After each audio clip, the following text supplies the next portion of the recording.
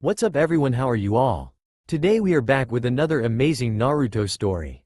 What if Naruto was the hidden child and his true power terrified the Hokage? If you enjoy, then please like, share and do comments. And also check the description box to original creator of this beautiful creation. What's your name again? A tall blonde-haired whiskered boy asked sheepishly to the now irritated Suna Kunoichi. You don't remember me? The female asked in a raised voice with utter disbelief. How the hell does this kid not remember me after all these years? Speaking of which, where has this brat been this whole time anyways? The lady's thoughts were soon interrupted by a commanding feminine voice. Naruto, you won't find your opponent in here. You'll find him outside, Lady Tsunade said while directing everyone's attention to the outside window. Curious to whom she was talking about, Naruto walked across the Hokage's room to the window and peered outside of it. Kakashi-sensei? Naruto asked, surprised to see his old-time sensei and friend just casually sitting outside the office window. Yo, been a long time huh Naruto? Kakashi said while giving Naruto his well-known eye smile. Yup. Speaking of which, I have something to give you, hehe. Naruto giggled before reaching for his back pouch. Kakashi could only look on with suspicion before he could see what Naruto was going to give him. When Naruto did pull it out, Kakashi instantly recognized that it was a book and not just any perverted book. Is that the first new issue of the Makeout series in 3 years? Kakashi squeaked out from complete shock. Yup, but if you ask me, it's pretty boring, Naruto said while handing over the precious book to the now shaking Kakashi. Ahem. A loud cough brought the two shinobis from their joyful reunion. Now that you two know who your opponent is, but she was quickly interrupted by her attentive apprentice. Wait, you mean both me and Naruto are fighting Kakashi-sensei? Sakura asked quizzically. Lady Tsunade nodded her head and waited patiently until she knew that Sakura wouldn't interrupt her again. Actually, I was thinking that we should do this little spar later. I mean Naruto, you just got back from your long training trip and you must be tired, Kakashi stated while turning to leave. Are you kidding, Kakashi-sensei? I've been waiting to show off what I've learned these past few years, and I'll be damned if such a minor nuisance such as being tired is going to stop me from fighting you, Naruto exclaimed with absolute exuberance. Kakashi couldn't help but to sweat drop at his former student's flamboyant nature.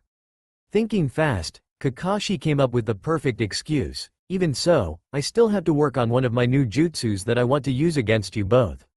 So now I take my leave. Oh, and I'll meet you both at the training grounds. So long. And with that, Kakashi jumped off the Hokage's office window. Geez, he seemed to be in quite a hurry, the blonde-haired Sannin remarked while turning her chair around, soon noticing that both Temari and Shikamaru were still awkwardly standing in the doorway.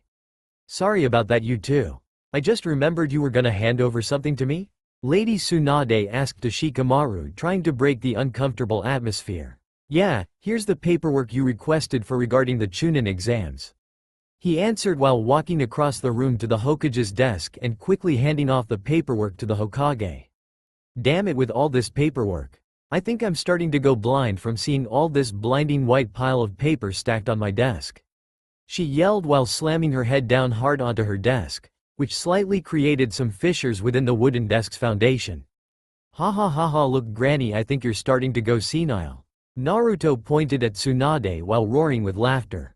You think getting old is funny, punk?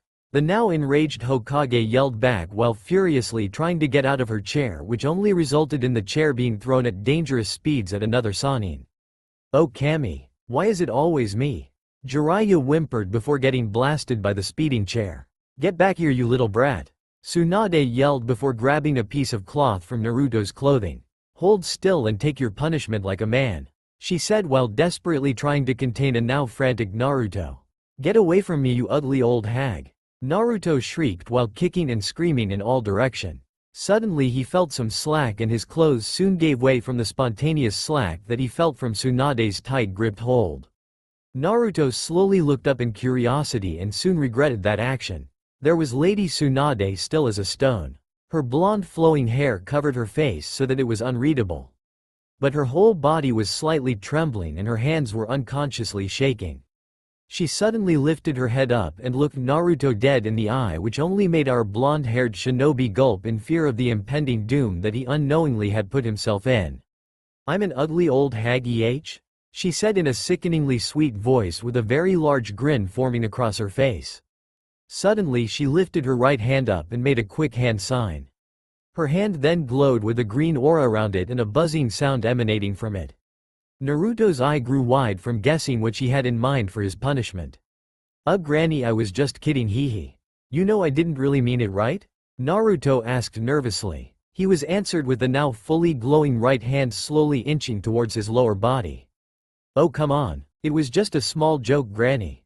Can't you take— A death-defying scream of unimaginable pain resounded throughout the whole Hidden Leaf village when Tsunade swiftly dealt out her unusual punishment to her foolish jokester. Temari could only shudder at what she just saw just now between the two. She was glad that her Kage wouldn't do such inhuman punishment to his fellow ninjas. Actually, now that she thought about it, he would probably just kill them for any minor stupidity. No, Temari, that was the old Gaara.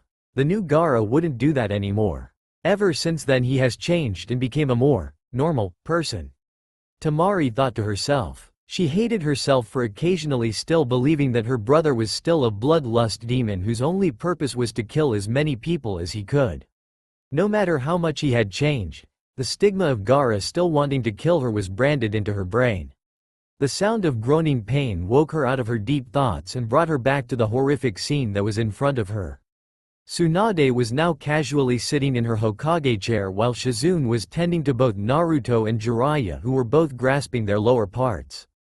She couldn't help but to frown at those two's antics. Well, I think we'll be taking our leave now, Hokage. Shikamaru said nervously before turning around and preparing to leave. You better take Naruto with you since he and Sakura are leaving also. Tsunade sighed while looking at the two idiots' predicaments. I'm not carrying Naruto, Sakura stated before jumping out the window. Temari sure as hell wasn't going to carry this brat to the training grounds. But she noticed that something was off. She quickly glanced to her left and to her absolute dismay Shikamaru had disappeared on her. That troublesome lazy no-good Nara. Temari fumed while face-palming herself at her own situation.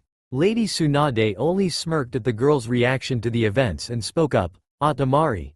Good to know that you would like to volunteer to carry Naruto to the training grounds. Tsunade winked at the now fist-clenching fan user. But Temari only ended up mumbling to herself and hastily picked up the pained Naruto and carelessly dragged the poor boy out of the Hokage's office. If I didn't know any better, that moment just reminded me of when Dan would drag my sorry ass back to my house when I was too wasted to walk home. Tsunade chuckled mostly to herself while Shizune leaned back against the wall hesitantly giggling with nervousness. Jiraiya meanwhile had went into a somewhat peaceful unconsciousness only because the pain in his lower body had numbed up. Temari was slowly making her way across town while carrying an ever-groaning Naruto leaning against her shoulder. Other than having a full-grown boy being carried on her, she noticed that the two of them were getting strange looks from the Konoha population. Some of the looks showed sadness and pity. Some even showed a sense of humor at what they were seeing. But there was no denying that most of the looks were consisted of pure and utter hatred, and the other was prevalent fear. Temari couldn't understand why these people would still hate the Hidden Sand Village after all these years. Hell, Suna should be more scared of Konoha than vice versa. But she couldn't understand the looks for Naruto though. I mean, he was a Konoha ninja, a hero if she had to think about it. What is up with these people? It's like they are staring at us like we're demons or some sorts. Temari thought to herself. Don't mind them, you learn to get used to it after a while. A sullen voice directed her back to the blonde-haired boy that she was carrying. He was looking at the ground and his face was unreadable since his head was facing down. Why do they look at you like that in the first place, Naruto? Temari asked innocently. There was no good reason for why the villagers should have looked at him that way in the beginning. This whole atmosphere felt similar to her somehow, but she couldn't figure it out at the moment. Naruto chuckled, which made Temari raise an eyebrow at the boy's action before he spoke up. Gee, I wish I knew also. He grinned at a now stupefied Kunoichi. What the hell do you mean you don't know? You've been living here since you were a baby and you still don't know why they look at you like that? Temari exclaimed at Naruto, which made him flinch a bit from the hostile tone. I never said I didn't know why they look at me like that. What I meant to say was, I don't know why they still look at me like that. Naruto answered back before going back to groaning in pain. Both ninjas soon entered an uncomfortable silence while turning around a sharp corner and trying their best at ignoring the venomous glares they both were receiving. "How's Gaara been doing?" Naruto asked out of the blue. Temari was a bit taken aback by the question before she recovered and replied, "He's a lot better actually. Ever since that day you two fought, he's become more human in every aspect of his life. Simply stating, he doesn't want to kill all the time like he used to." She could remember that day like it was only yesterday. The battle between that blonde-haired brat and her most feared bloodthirsty brother was so intense that she knew that she would never forget that fight in her lifetime. Smiling at hearing that a fellow Jinchuriki was doing better, Naruto quickly made a remark, "I bet he's a very powerful shinobi now, huh?" Naruto said mostly to himself. But Temari had to raise an eyebrow at this. Naruto? Haven't you heard? Gaara is now the case cage for the Hidden Sand Village." Temari informed Naruto only to witness Naruto's surprised reaction. "What? He's already case cage and I'm still only a lowly genin?" Naruto cried to himself while crouching on the dirt ground and covering his face with his open hands. Temari couldn't believe what she was seeing. Probably the most powerful ninja she has ever witnessed was bawling like a little baby in front of her eyes. Quite frankly, it was getting on her nerves. She quickly snatched her fan off from her back and gripped it with a vice-like grip. "Naruto." She slammed the butt end of her fan into the morning boy and launched him 50 feet into the air before landing back into the earth with a bone-cracking sound. "Shit. Probably should have not done that. Probably should have definitely not done that." Temari repeated to herself while sighing out loud before checking up on the now terrified Naruto. "Oh Kami, why are all the kunoichis this terrifying?" Naruto thought to himself while he watched Temari slowly walk up to him. "Sorry about that, Naruto. I'm just not used to that type of behavior around me," she said apologetically while thrusting a hand out for Naruto to grab. "Yeah, no kidding," Naruto replied painfully. With help from Temari, he quickly picked himself up and dusted himself off. This was the perfect moment for Temari to really get a good look at the boy in front of her. She couldn't stop herself from slightly blushing from seeing Naruto's clothes slightly torn up and seeing the exposed skin that was revealed to her. She could definitely see the ripped muscles pulsating from his body. Even more attractive was Naruto's facial features. When he whipped his golden hair around to get rid of the dirt in his hair, it looked like his hair was made out of golden silk. It only added onto his features when she noticed his whiskers that she couldn't help but to squeal a bit from seeing. And then there were his eyes. Oh Kami, his eyes. They were a deep cerulean color and she couldn't stop herself from being entranced by their absolute beauty. Temari was beginning to drool at the sight before her until Naruto's voice broke her out of her eye candying. "Hey, why are you looking at me like that? It's kinda creeping me out a bit," Naruto asked, a little nervous by the wind mistress's strange facial expression towards him. Temari quickly realized what she was doing and shook her head viciously in order to clear her head.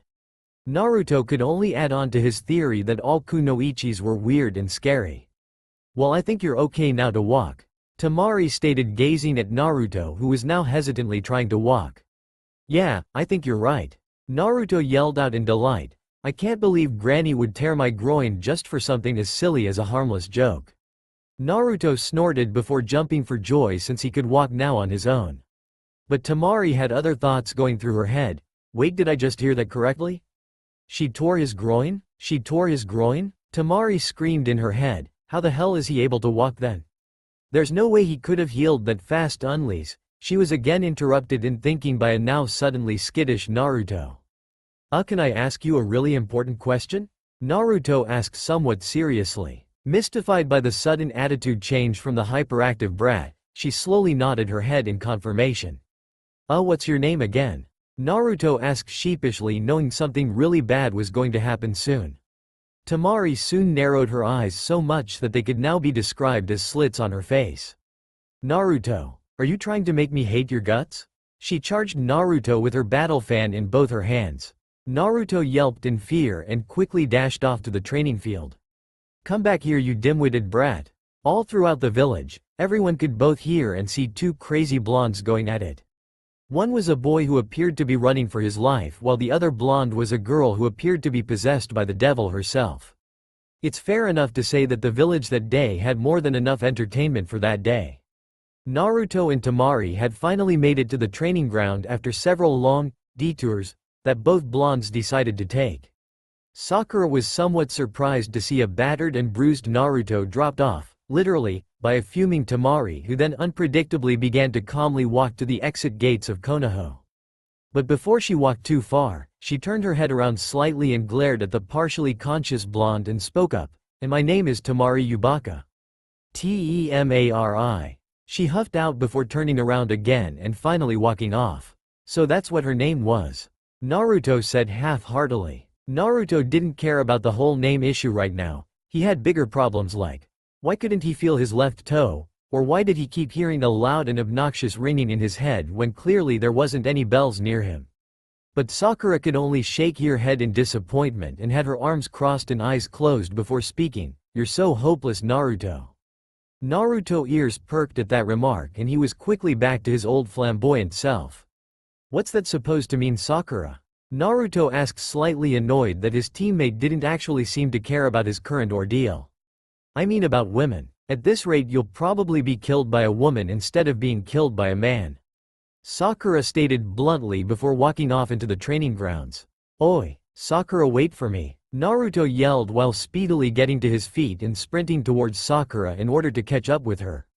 Both ninjas soon entered the training grounds before a realization hit them both. Simultaneously, they both answered the question that both of them knew before they even thought about it: he's late. 2 hours later, Kakashi-sensei finally showed up at the training ground. He's sorry that I'm late, a old lady crossed my. Give us a break already." Both ninjas yelled in unison while Kakashi's sweat dropped at the two's actions. Kakashi soon guided them to the battle area and was met with a surprised reaction from his former pupils. "I remember this place. It only seemed like yesterday that all three of us were here," Naruto said quietly while being content with gazing at a nearby wooden pole that he remembered vividly to being tied up to. "Oh, that's right. This is where you had the bell test done." Kakashi smiled behind his mask.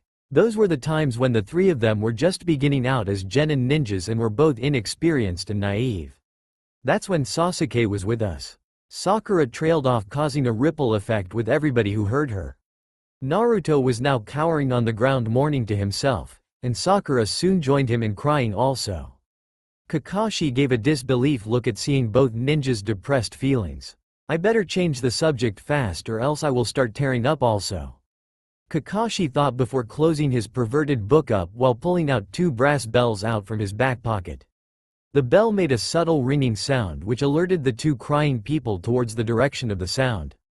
"Alright guys, same rule as before. You pass when you both acquire these bells from me.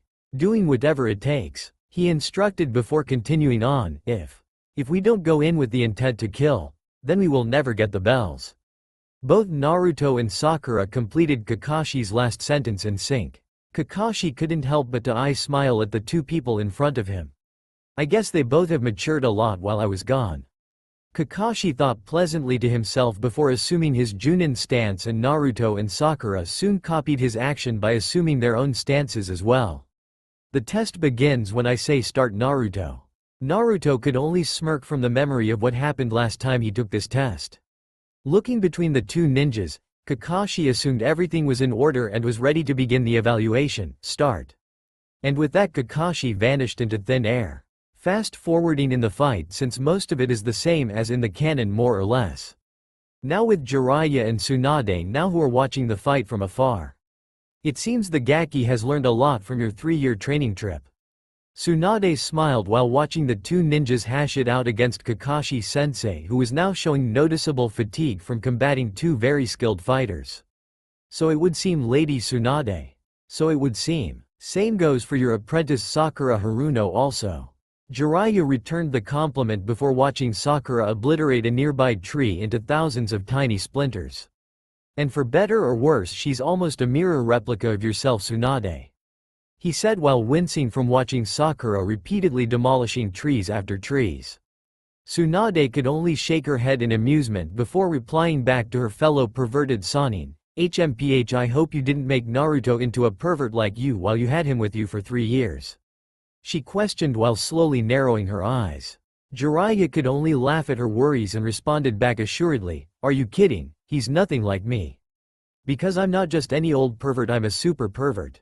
Jiraiya exclaimed, making Tsunade rub her forehead in aggravation from her friend's idiotic episodes. Hey, is that the Sand Kunoichi from earlier? Jiraiya asked randomly while pointing off into the distance to a densely grouped bunch of trees. Tsunade then squinted her eyes with difficulty and gazed into that direction. When she did indeed see the wind mistress of Suna, she could only smile at the girl. Jiraiya, noticing this, raised an eyebrow and stared at Tsunade expectantly. Yes, she's been there since the beginning of the fight. Tsunade answered, unusually chirpy. Now Jiraiya had both eyebrows raised from this newfound information. Why is she even here in the first place? Wasn't she supposed to leave tonight? Jiraiya asked with anticipation, but Tsunade only shrugged her shoulders and waved away the question. Speaking of leaving tonight, since it's already getting dark out and I think it would be in Konoha's best intentions to provide her with a bodyguard, I'd like to assign a C-rank mission of escorting her back to Suna. Tsunade said before rubbing the back of her head in discomfort. However, all my ninjas are unavailable due to either being already assigned a mission or patrolling the town tonight. She scolded to herself. What about that Nara kid? You know, the one who always says, this is such a drag. Or even better, troublesome.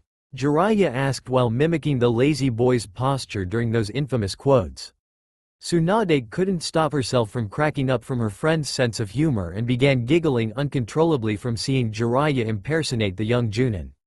When she had her fill of laughter, she answered back somewhat seriously. Haha, no, he's too damn busy planning the Chunin exams to be able to help out with such a benign task such as escorting a diplomat. She stated while still watching the fight in front of them. Jiraiya then took up a thinking pose beside a nearby tree and began running ideas through his head. He finally hit upon an idea and made a very large grin, which unnerved Tsunade since she didn't usually see that type of grin unless it had to deal with his recreational peeping. I got it. Why don't we send the blonde-haired Gaki to escort her? Jiraiya proposed while twiddling his fingers together in a very devious way. Tsunade thought about it and came to the conclusion that, yes, that would be fine. Alright, for once I agree with you on that idea. But can I ask you something? She questioned while looking at Jiraiya's twiddling fingers. Why the hell are you acting like that? Jiraiya looked at what he was doing and quickly stopped twiddling his fingers. He decided to act stupid and simply shrugged his shoulders in a carefree way, making Tsunade grow a tick mark on her forehead at her toad sage's childish nature. She soon heard a wave of cheering and hollering from behind her. She quickly turned around to see Naruto and Sakura each holding a bell of their own while Kakashi looked distraught and disappointed. I guess we win, Kakashi-sensei. Sakura stated with a huge grin on her face. Kakashi only nodded towards her statement before trying to get back up to his feet. But he was suddenly met with a hand in his face. Looking towards the origin of the hand, he saw Naruto beaming at him with a radiant smile. Kakashi graciously took his hand and pulled himself up with the help from the young Jinchuriki. Hey Kakashi, I hate to break it to you, but I never even read the whole book, let alone the end of it. Kakashi wide-eyed at the revealing information that just lost him the fight. In fact, after I read the first 3 pages I just closed the book and never bothered reading it ever again. Naruto informed the now bewildered one-eyed shinobi. Sighing out loud, Kakashi spoke up ruggedly, I guess that is one of the skills to have for a ninja, lie and deceit. Both Naruto and Sakura grinned at their accomplishment at finally beating their sensei at his own game. Unknown to any of them, Temari was softly laughing at how the fight had ended. I wish every fight ended with a simple one-liner. She giggled to herself before turning her back towards the combatants and leaping off the branch that she had watched the fight on. From what I've watched, Naruto appears to have gotten a lot more powerful since the last time I saw him. And what was that one jutsu? It looked like a swirling spherical ball of chakra being controlled by a wind element? Temari shook her head in denial. No, that's nearly impossible. Wind users in the fire country are extremely rare. But then what kind of jutsu was that then? I remember him yelling it out. What did he say? Damn it, think Temari. After a short moment of self-berating, she inevitably remembered, aha. He yelled out, Rasengan. Spiraling sphere. Wait a minute. I've heard that jutsu before. I think it was the 4th Hokage who first created it. Temari wide-eyed at the sudden revelation. This only made her theory about Naruto being a very powerful shinobi more prevalent. "Naruto, how much stronger have you gotten?" she asked mentally to herself while slowly turning her gaze towards the now setting sun. Back with the group of ninjas, Tsunade and Jiraiya suddenly revealed themselves to their pupils from appearing out from the tree they were hiding behind. "Well done kids, it would seem that your training didn't go to waste after all." Tsunade chuckled while elbowing Jiraiya in his side, making him sidestep from his sudden loss of balance. "Thank you Hokage," Sakura replied back sincerely while bowing down to her teacher. Naruto simply gave them a heartwarming grin while showing them a thumbs up. "Well, that's enough for today. You all can go home now and rest for tomorrow, you all deserve it, especially you Kakashi." Tsunade winked at Kakashi, who only gave a half-efforted wave showing that he understood her deeper meaning. Everyone said their goodbyes and began leaving until Tsunade spoke up towards a certain whiskered-faced blonde. "Naruto, wait for a minute would you please?" Tsunade asked politely. Naruto, curious as to what Tsunade would want, paused mid-stride and turned a 180 so that he was now facing her. "Yeah, so what's up Granny?" Naruto asked honestly while crossing his arm. Tsunade quickly had a tick mark appear on her forehead and yelled at the smirking blonde, "When will you stop calling me that?" she demanded. "When you stop using that genjutsu to cover your old facial features." Naruto replied simply, "HMPH, I'll only do that when you grow up, if you ever grow up." She countered blandly. "Anyways, the reason I asked you to stay behind was because I have a mission for you to take." Naruto's full attention was now solely focused on Tsunade. "Really? A mission for me already?" After seeing her nod her head in confirmation, Naruto asked, now very interested in this conversation, "What kind of mission is it Granny? Is it a super dangerous mission?" "No, I bet it's a super secret S-rank mission." "Oh please tell me," Naruto begged while jumping up and down like a rabid rabbit. "Calm down Naruto. I think you'll like this mission. It's a..." Tsunade trailed off so that Naruto would unconsciously lean in closer from the anticipation. "C-rank mission involving you to escort a special diplomat." Tsunade said jubilantly, but there would be no sounds of joy coming from Naruto. "What? I don't want a stupid C-rank mission. I didn't leave Konoha for 3 years to come back and take a stupid C-rank mission. I demand that you change my mission or else I'm going home. Besides, I have better things I could be doing, such as gouging into my limitless supply of ramen." Naruto cried out in absolute bliss. He soon felt a dark presence near his location, and slowly turned and looked towards Tsunade's direction. "Naruto, if you don't want to spend the rest of your young shinobi career participating in only D-rank missions, that especially includes Madame Shijimi's weekly mission of trying to catch her crafty cat Tora, you will accept this mission or else Kami help you," Tsunade informed Naruto with defiance while cracking her knuckles. Naruto automatically had a noticeable chill go down his spine. He gulped deeply while rapidly going through all his very limited options. Sighing in defeat, Naruto gave in to Tsunade's demands and asked about the mission details. "Oh, you know, it's just a simple escort, that's all. I just want you to guard Temari all the way back to her home village of Suna." Naruto suddenly scratched his cheek in an awkward manner which made Tsunade raise an eyebrow at this spontaneous show of distress. "Is there something wrong with this mission that you would like to share with me?" Tsunade asked questioningly. "There's nothing wrong exactly. It's just, well, I think Temari hates me," Naruto finally muttered out. Tsunade couldn't prevent herself from chuckling from her brat's innocence. Naruto's subtly started to turn slightly pink from embarrassment before Tsunade spoke up. "Then this mission should be even harder, haha.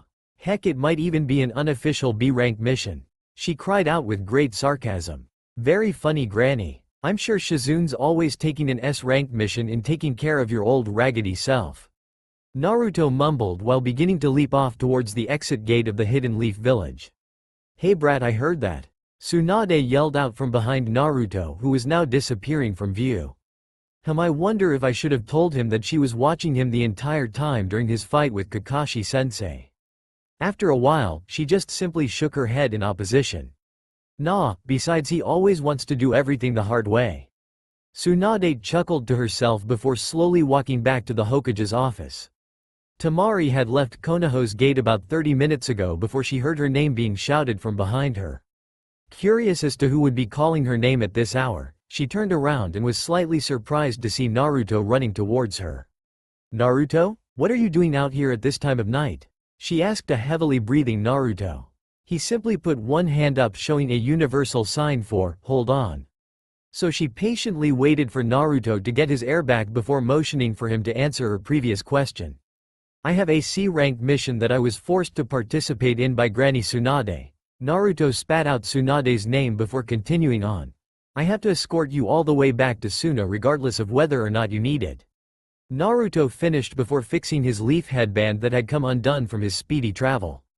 Thanks, but no thanks. I can handle traveling by myself perfectly fine. Temari announced while turning around and preparing to leave before she felt a soft hand grab her wrist, preventing her from walking off. She instinctively turned around to see why Naruto would dare grab her wrist in such a manner before she saw Naruto's face inches away from her.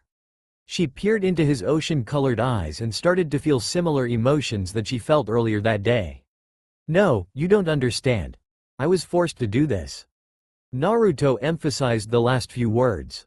Temari's cheeks were starting to heat up from the close proximity both were at. Why are his hands so warm? She thought to herself. She had been walking for a while now and had began to feel the foreign feeling of cold before Naruto grabbed her. Naruto, please let go of my wrist. Temari commanded calmly, to which Naruto sheepishly responded back to her command by gently letting go of Temari's wrist.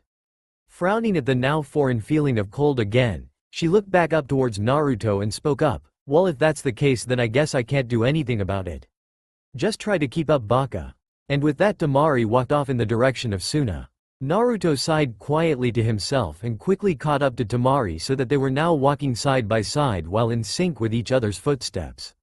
Naruto soon looked up into the skies and couldn't help but marvel at how bright the night sky truly was. There seemed to be a lot more stars than he last remembered since he was near the Hidden Leaf Village. Temari, noticing this innocent action, followed Naruto's movement and also looked up and came to the same thought as the blonde-haired Jinchuriki. Wow, I thought there were only this many stars back home. Temari thought to herself before focusing all her attention on the path home once again. Naruto meanwhile was content with just closing his eyes, holding his head back with his hands clasped behind it, and walking while listening to the soft crunching sounds coming from underneath Temari's footsteps for direction. They both soon entered a long duration of mutually peaceful silence the rest of the night. Maybe this mission of having Naruto escort me isn't such a bad thing. At least I won't be lonely walking home this time around. Temari grinned to herself before letting herself go and getting lost solely in the presence of nature. Mysterious location. Lord Pain, there appears to be a slight problem. A mysterious voice sounded towards a holographic figure. What kind of problem, Sasori? The figure appearing to be named Pain asked while narrowing his eyes. One of my spies has reported that the Nine Tails is apparently traveling to Suna with a diplomat named Temari as we speak. Sasori answered back informatively. 7 figures in the room moved around in discomfort while Pain seemed to be in deep thought about the problem. Yes, that does make things complicated.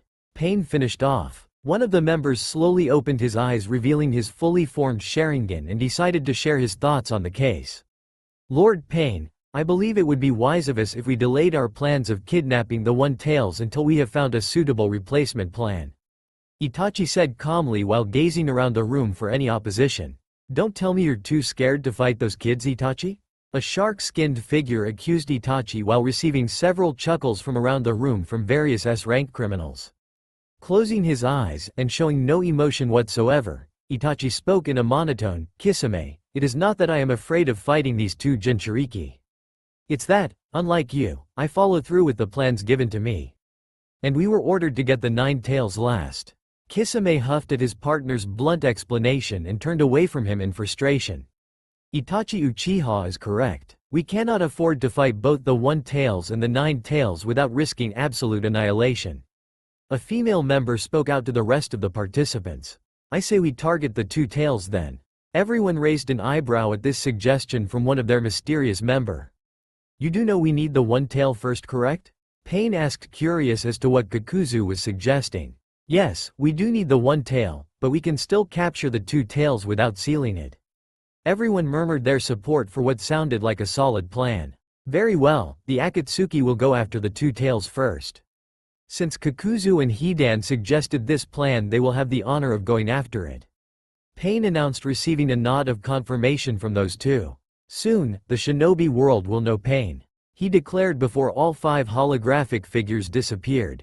A fair-skinned person with short, spiky auburn hair was busy dealing with paperwork during the late hours of the night. Not that it mattered to this person, for he could not sleep without having horrific nightmares plague him throughout his sleep, which were created from his sinister demon. But over the years, the one-tails had slowly gotten more manageable for the boy. It became manageable to the point where the demon didn't define the boy anymore. The boy wasn't driven by the bloodlust that the demon craved for. Instead, the boy grew a whole new persona and was forever changed by, ironically, another fellow Jinchuriki. No, Gaara was an entirely different person compared to the one 3 years ago who would kill just to prove his existence.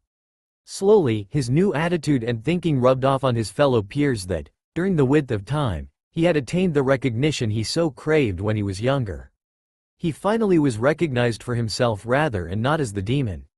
He is now the cage for the Hidden Sand Village, and has now attained the highest rank possible in his ninja village. The highest honor he thought he could attain until Gaara abruptly stopped writing his letter to the Hidden Leaf Village when he suddenly notices a sudden surge of chakra nearby. Lifting his head up from his writing, he carefully eyes his office with absolute detail while squinting a bit from the lack of light that his desk candle could offer. Peering through the darkness, Gaara sees nothing out of the ordinary, but still knows that something is off.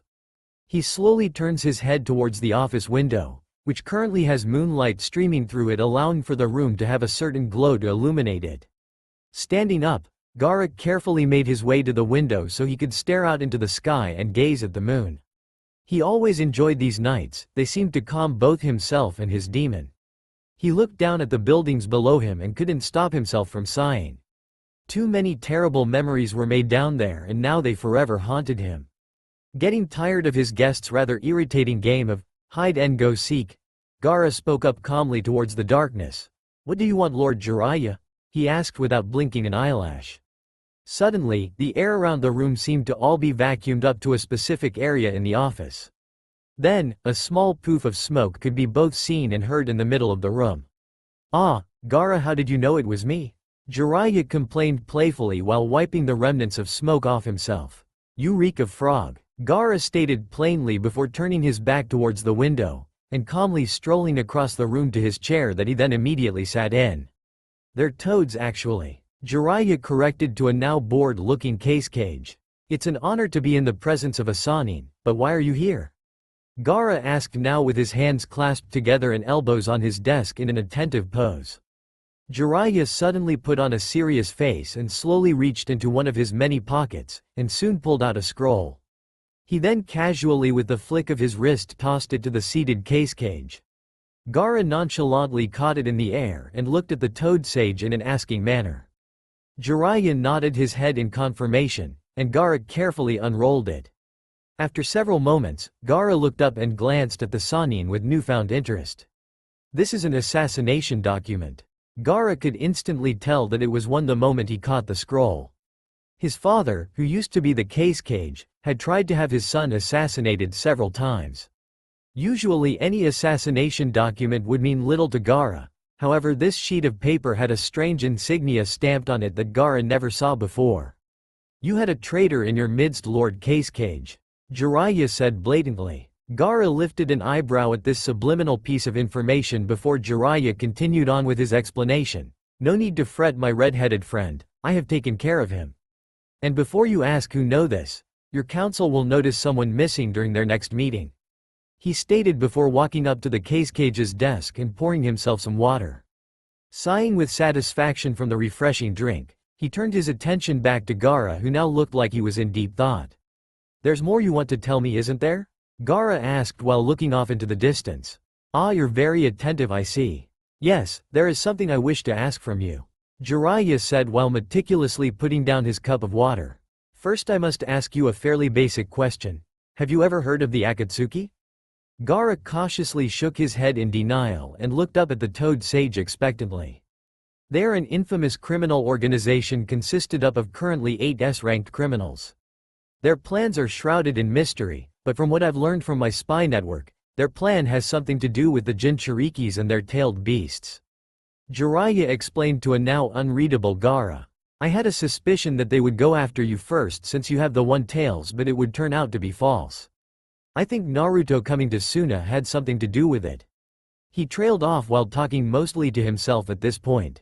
Gaara's ears twitched slightly, and a very slight smirk formed in one of the corners of Gaara's mouth when he heard Naruto's name. So Naruto's coming here. Gaara muttered to himself, in which Jiraiya noticed right away. Yes, he is coming. He will be here tomorrow afternoon with your older sister Temari, with who he was inhumanely ordered to escort back to Suna. Jiraiya added while giggling from remembering the scene between the blonde-haired brat and Lady Tsunade. He had stealthily hid behind some trees and spied on the two blondes while eavesdropping on their little conversation. It was a miracle that he didn't burst out laughing because of the two's crazy interactions with one another. Actually, the same could be said about himself and the brat. Gaara looked at Jiraiya in a puzzled manner while he was giggling, but soon thought nothing of it. So is that all, Lord Jiraiya? Gaara asked calmly to the now hysterical Sannin. Huh? Oh yes, I mean no, there is one more thing, he replied before suddenly looking around the room. Gaara couldn't help but to find what the older man was doing somewhat odd. I hope Naruto's changed and is nothing like this man, he thought hopeful to himself. I want you and Naruto to go to Kumo. Again, Gaara was a bit surprised by what the Sannin was asking. I can't leave my village, Gaara answered back quietly, which had forced Jiraiya to lean in closer in order to catch Gaara's recent words. What do you mean you can't go? Jiraiya asked in disbelief. Gaara gradually closed his eyes and spoke up cautiously. Why do you want us to go in the first place? Well, from what has happened and hasn't, I predict that the Akatsuki will target the two tails since they seem to be skipping you for now. He responded back while rubbing his chin in thought. And I've also learned that Kumo has two Jinchurikis who can fully control their tailed beasts' powers. Jiraiya said with interest. Noticing that his listener was awfully quiet, Jiraiya glanced back down towards the red head. Gaara was now stone still. None of his body parts were even moving, and his breathing was so subtle that Jiraiya was getting quite worried about whether or not if Gaara was even breathing. Wanting to get Gaara's attention, Jiraiya coughed loudly, to which, to the Sannin's relief, Gaara twitched his eyes up towards him and stared at him. He then stared beyond where Jiraiya was standing, which made the Toad Sage cautiously glance over his shoulder in curiosity. I have no reason to leave my village, Lord Jiraiya, Gaara stated plainly before continuing. I learned many years ago from your student Naruto that there's more to power than just knowing jutsus or even being skilled. That hate alone will not make you truly powerful, Gaara explained while gradually getting out of his chair. No, real strength was, what I failed to acknowledge before I met Naruto, the will to protect those who you deem to be precious to you. To do whatever it takes in order to make them safe no matter what. I have taken that philosophy to heart, and included it into my Nindo. I've made a vow to protect each and every person in my village. They are all precious to me and I cannot abandon them, Gaara said while affirming his beliefs. Jiraiya could only nod at this deep explanation from the case cage. Geez, that idea truly reminds me of Naruto. Jiraiya thought pleasantly to himself. Naruto, do you even know how much you change people? Jiraiya asked proudly. He then looked Gaara straight into eyes since he was now standing directly in front of the Sannin and spoke up softly. Well, that is true and all, but you can't protect them all without learning more about yourself. Jiraiya then received a confused look from Gaara, to which he continued with his proposal. The One Tails is a part of you whether you want to accept it or not. Because of this, if you don't learn more about the One Tails, then how can you possibly protect anyone else to the best of your abilities if you can't even protect yourself, Gaara? Jiraiya implored while watching the case cage's reaction. Gaara couldn't keep looking into the Sannin's eyes any longer. He quickly diverted his eyes down towards the ground in discomfort. What the Sannin just said made a whole lot of sense. Still, Gaara was a bit reluctant to entirely follow through with the proposal until Jiraiya stated something very personal to him. Yashimaru would have wanted you to do this. Gaara threw his head up in utter shock at what the Sannin had just told him. Gaara then clenched his fists tightly before asking in an angry tone, how do you know her? How would you know my childhood? Gaara was now shaking uncomfortably and now had totally lost his extremely stoic composure. Jiraiya looked towards his right and sighed softly to himself before speaking up carefully. I know that Orochimaru killed your parents. Well, your mother indirectly more or less. Jiraiya hinted quietly, making Gaara's eyes go wide in absolute shock from this sudden information.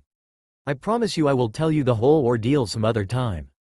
But as of right now, you had to go to Kumo with Naruto. Together, you guys must plead for help from the Hokage, who is currently named A, for your tailed beast's powers. Jiraiya insisted to Gaara. After several long moments of pondering from Gaara, he slowly raised his head up towards Jiraiya and spoke up in a neutral tone, very well. I shall leave with Naruto once he gets here. Jiraiya patted Gaara's left shoulder and reassured the young Hokage, everything will be fine as long as you're with him. Jiraiya chuckled, which unconsciously made Gaara grin slightly from the deeper meaning.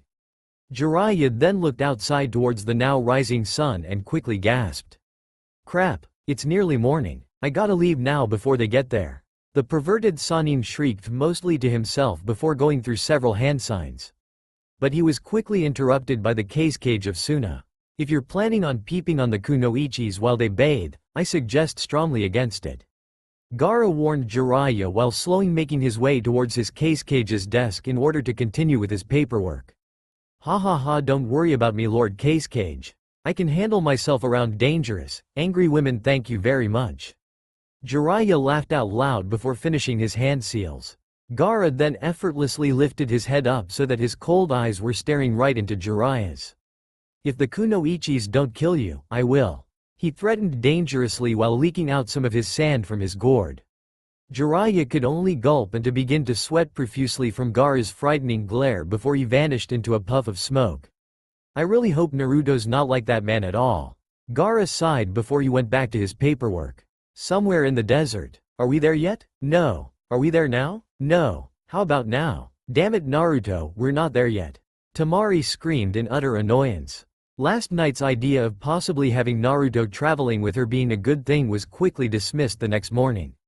He had been bugging her about how close they were all morning, and it was currently taking all of Temari's willpower not to strangle the brat right there and then.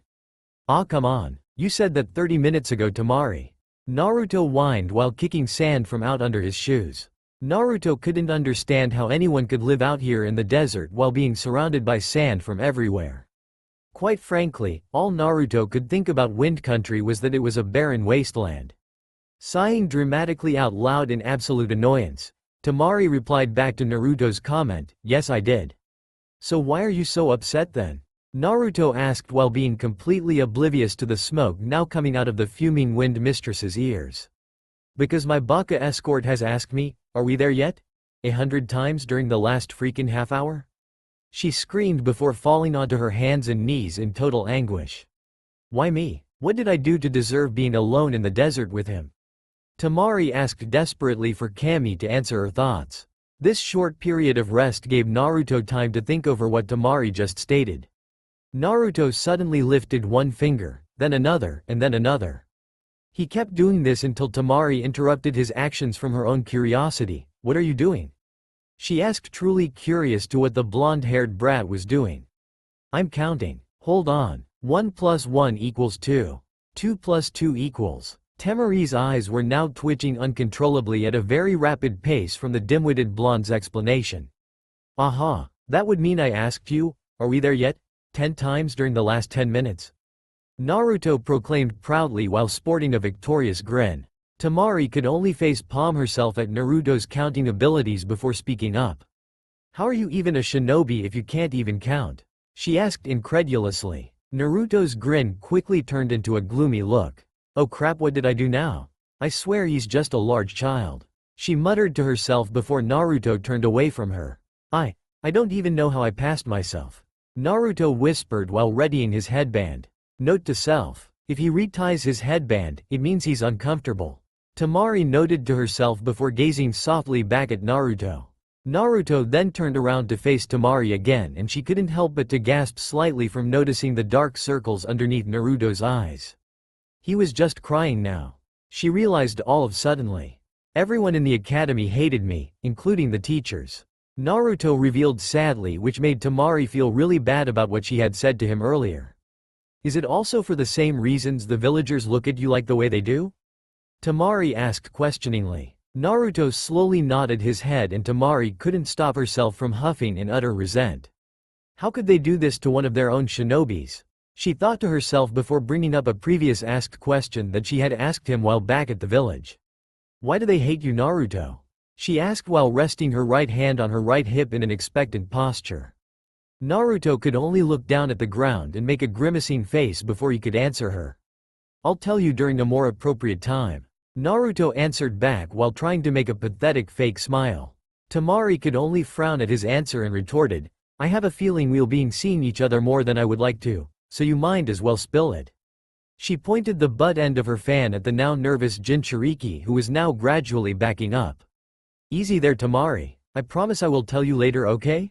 Naruto pleaded to a now menacing-looking Suna diplomat. Sighing in exasperation, she put away her fan and compromised to herself that it was the best answer she could get out of him without killing the little squirt.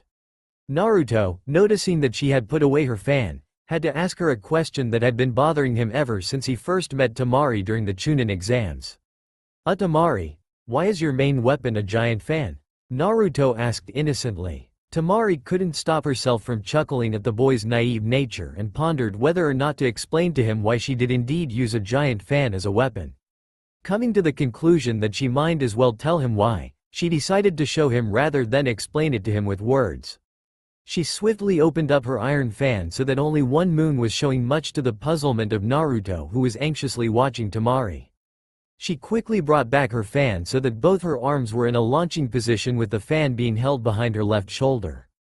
Naruto, realizing what Tamari had done so far, could suddenly piece together what was about to happen, and he tried desperately to sprint out of the way, but it was much too late for the poor boy to do anything. She released her arms so that they swung smoothly across her body, which made the fan create a large gust of wind, which carried our unfortunate hero about 100 yards away from where he was originally standing. AHHHHHSCHMPF, Naruto cried out before he landed head first into the endless sea of sand. Tamari could only laugh at what she saw, which was half of a certain blonde-haired brat's lower body sticking out from the ground.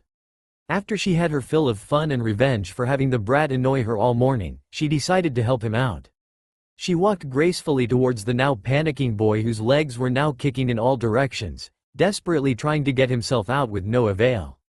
Once she reached him, she casually grabbed one of his legs and yanked it so that Naruto's whole body was now launched out from the ground and airborne for about 10 feet. When Naruto finally did hit the ground, he rolled onto his back and began gasping for air. Tamari could only smirk at the boy's pain.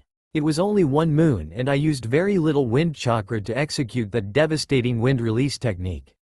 She told Naruto proudly while he was banging his head in an effort to get sand out of his ears. Wait, did I hear that correctly? Wind chakra? Naruto asked, confused by the new term. Tamari shook her head in amazement that Naruto couldn't possibly understand it. Yes, wind chakra. Naruto quirked up in excitement, making Tamari roll her eyes in frustration. Oh, Kami, help me. Okay. Every shinobi has a certain nature chakra affinity that is more useful for them compared to others. There are 5 known basic types, and they are fire, wind, lightning, earth, and water. Since I have a wind affinity, I specialize in wind chakra, thus the reason for my fan. Did you get this, Naruto? Naruto, did you just fall asleep on me? Tamari was appalled at seeing the now snoring blonde sleeping quite soundly while still retaining his upright sitting posture.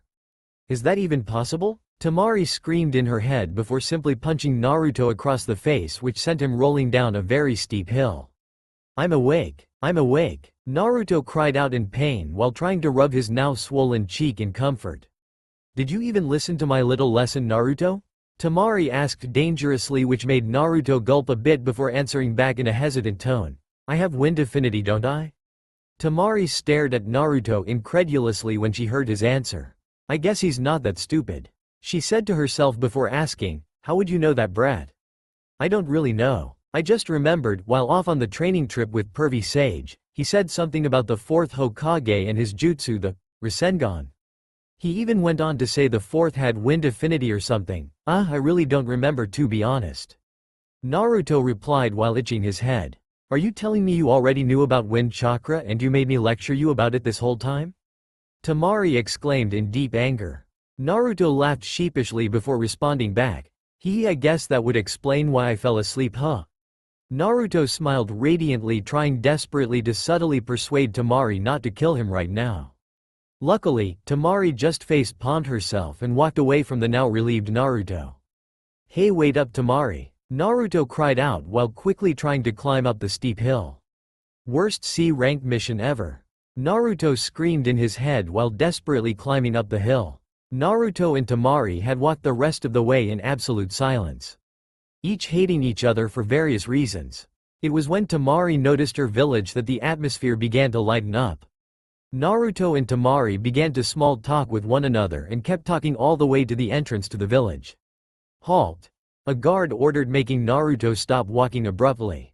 Meanwhile, Temari casually kept walking and walked up to the guard, at ease there. "He's with me, he's my bodyguard that the Hidden Leaf Village ordered for me to have.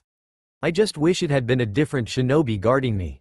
Temari smirked at Naruto while narrowing her eyes, making Naruto stand in discomfort. "Hey there, sis." A voice broke the uncomfortable scene, making both Naruto and Temari look towards the source of the sound. "Hey Kankuro." Temari replied back blandly. She didn't want to deal with his antics right now, especially after dealing with Naruto. Kankuro only shook his head in disappointment before noticing a strangely familiar Hidden Leaf shinobi standing beside his sister. "Hey there, have we met before?" he asked questioningly. Naruto frowned and squinted back at Kankuro, trying to remember the Suna shinobi in front of him. He did seem vaguely familiar, especially his makeup. "Yo, you're the ninja who plays with the dolls," Naruto announced, creating a small murmur of chuckles around the area. Kankuro, getting red from being embarrassed in front of everybody, shouted back in defense, "They're puppets, damn it.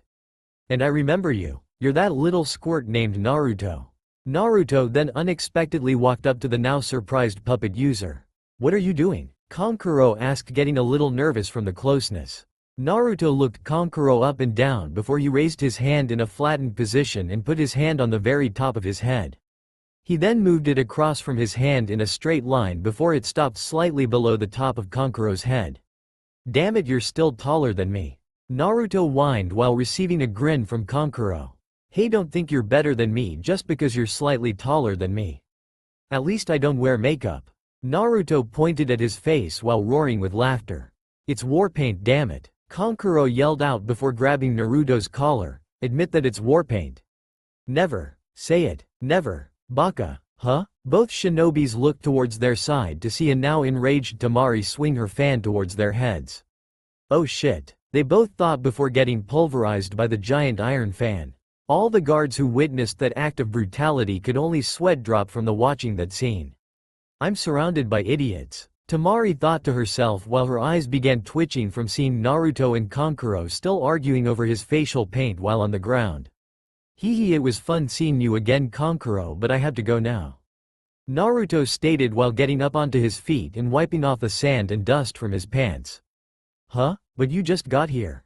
At least stay for the night, Naruto," Kankuro offered, to which Naruto politely declined. "Sorry, but I completed my mission. I can make it back by nightfall," Naruto answered back before turning around. Except, he couldn't move, let alone turn around. He was being held back by a pile of sand that were constricting his movements. It's considered rude to not say hello to an old friend while visiting his home in most places. An eerily familiar voice was heard by Naruto. Curious as to who was speaking to him, Naruto shielded his eyes from the now sudden sandstorm that was created. He instantly recognized the figure in front of him when he suddenly appeared from the blowing sands. "Ah, Gaara," Naruto exclaimed in excitement while receiving a frown from a certain puppet user. How come he remembers Gaara right away but not me? I'm the only one with the war paint on my face. Kankuro whined while Temari whacked him over the head with her large fan, indicating for him to be quiet. "Naruto, I wish to speak to you privately. Follow me to the Cage's office," Gaara stated bluntly before leaving towards the desired location. Naruto, shrugging at the offer, soon followed suit. Geez, I wonder what Gaara could possibly want to talk to that squirt about. Temari thought out loud. Who cares? More importantly, why do you always have to hit people when you are annoyed? Kankuro asked while rubbing his sore head. Temari only smirked at her brother before replying, "Simple, people tend to try to not get on my nerves as much then," she remarked, making her brother grumble in frustration. At the Cage Tower, both Jinchurikis were reminiscing about the last 3 years until Gaara got down to why Naruto was there in the first place. Naruto, as much as I want to keep chatting about our daily lives, there is something we must discuss first. Gaara said while staring intently at Naruto. Naruto simply nodded his head and crossed his arm and positioned himself in an attentive posture. Lord Jiraiya was here last night. Naruto wide-eyed from hearing that his mentor had visited Gaara so recently. If he met with you that quickly, then it must have been serious. Naruto concluded while nodding his own head in confirmation. Yes, it was very important. Gaara agreed simply. So what did Pervy Sage talk to you about last night? Naruto asked while noticing a subtle smirk forming on Gaara's face. He told me about the Akatsuki. How they're planning on using the tailed beasts for their unknown plans. But most importantly, he told me to tell you that we should go to Kumo for help with our tailed beasts. Gaara stated while watching Naruto's reaction to what he had just said. Naruto let what Gaara just told him sink in before he answered back, if Jiraiya says we should go, then I agree we should go as well. Naruto stated seriously. Gaara nodded his head in agreement before a knock on the door interrupted their private meeting. Come in, Gaara commanded. The large door swung open revealing a nervous Temari staring at both Jinchurikis. Lord Cage, I wish to speak to you privately if you're not too busy at the moment. Temari asked politely while bowing in respect. Gaara glanced back at Naruto and said to him, we leave tomorrow morning. Find Baki and he will show you where you will be sleeping for tonight. Naruto waved goodbye to Gaara and exited the room while closing the door. So what is it, Temari, that you wish to speak to me about? Gaara asked plainly. Yes, Lord Case, skip the formalities, Temari, and just call me Gaara when we're alone like this. Gaara interrupted, making Temari correct her previous sentence. Right, Lord Gaara, I was watching Naruto battle during his fight with Kakashi-sensei when he returned from wherever he had gone for 3 years. Temari explained before continuing. He appears to have gotten stronger and his most powerful jutsu is the Rasengan, a jutsu created by the fourth himself. Also, it appears Naruto has a wind affinity also.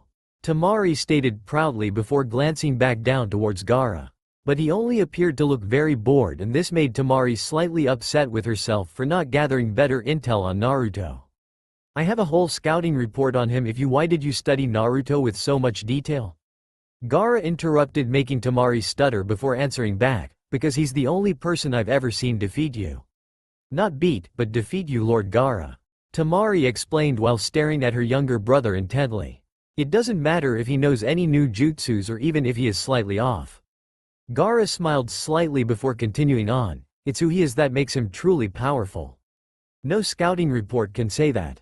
Gaara explained before going back to his endless supply of paperwork. Temari was confused by Gaara's explanation and pressed on. What do you mean, who he is? Temari asked quizzically. Gaara, sighing from seeing his sister not quite understanding his explanation, came to an ultimatum. If you really want to know why Naruto is so powerful, then come with Naruto and I to Kumo. We are leaving tomorrow morning. Gaara stated calmly. Temari dropped her jaw. Why the hell are they going to Kumo? She asked herself before speaking up. Why must you and Naruto go to Kumo? Temari asked, confused about the whole ordeal. It's a long story and I'll explain it to you all tomorrow if you come with. Gaara answered back plainly. Temari thought about it, and then asked honestly, is Naruto really stronger than you, Gaara? Gaara looked up and stared directly into his sister's eyes before replying back. There is no doubt in my soul that he is stronger than me. Gaara admitted with all seriousness in his tone before resuming back to his paperwork. Temari just stood there and thought and pondered what her younger brother had just told her. In all honesty, she was curious as to why Naruto was so powerful. She finally came to the conclusion that it would be best if she went along with those two to Kumo. Besides, Kankuro could handle the duties of the cage for a couple of weeks, though she seriously doubted that he would enjoy having to do the endless amounts of paperwork a cage was forced to do. Grinning from this idea, she knew right there and then that she should definitely go for that reason alone. Temari quickly left the room, leaving Gaara to his own thoughts. He couldn't focus on his paperwork since he was replaying his whole conversation that he had with Naruto. What did Naruto mean by his jutsu? Gaara thought quietly to himself. Well, whatever it is, I have a feeling Tamari will not enjoy seeing it during our trip to Kumo.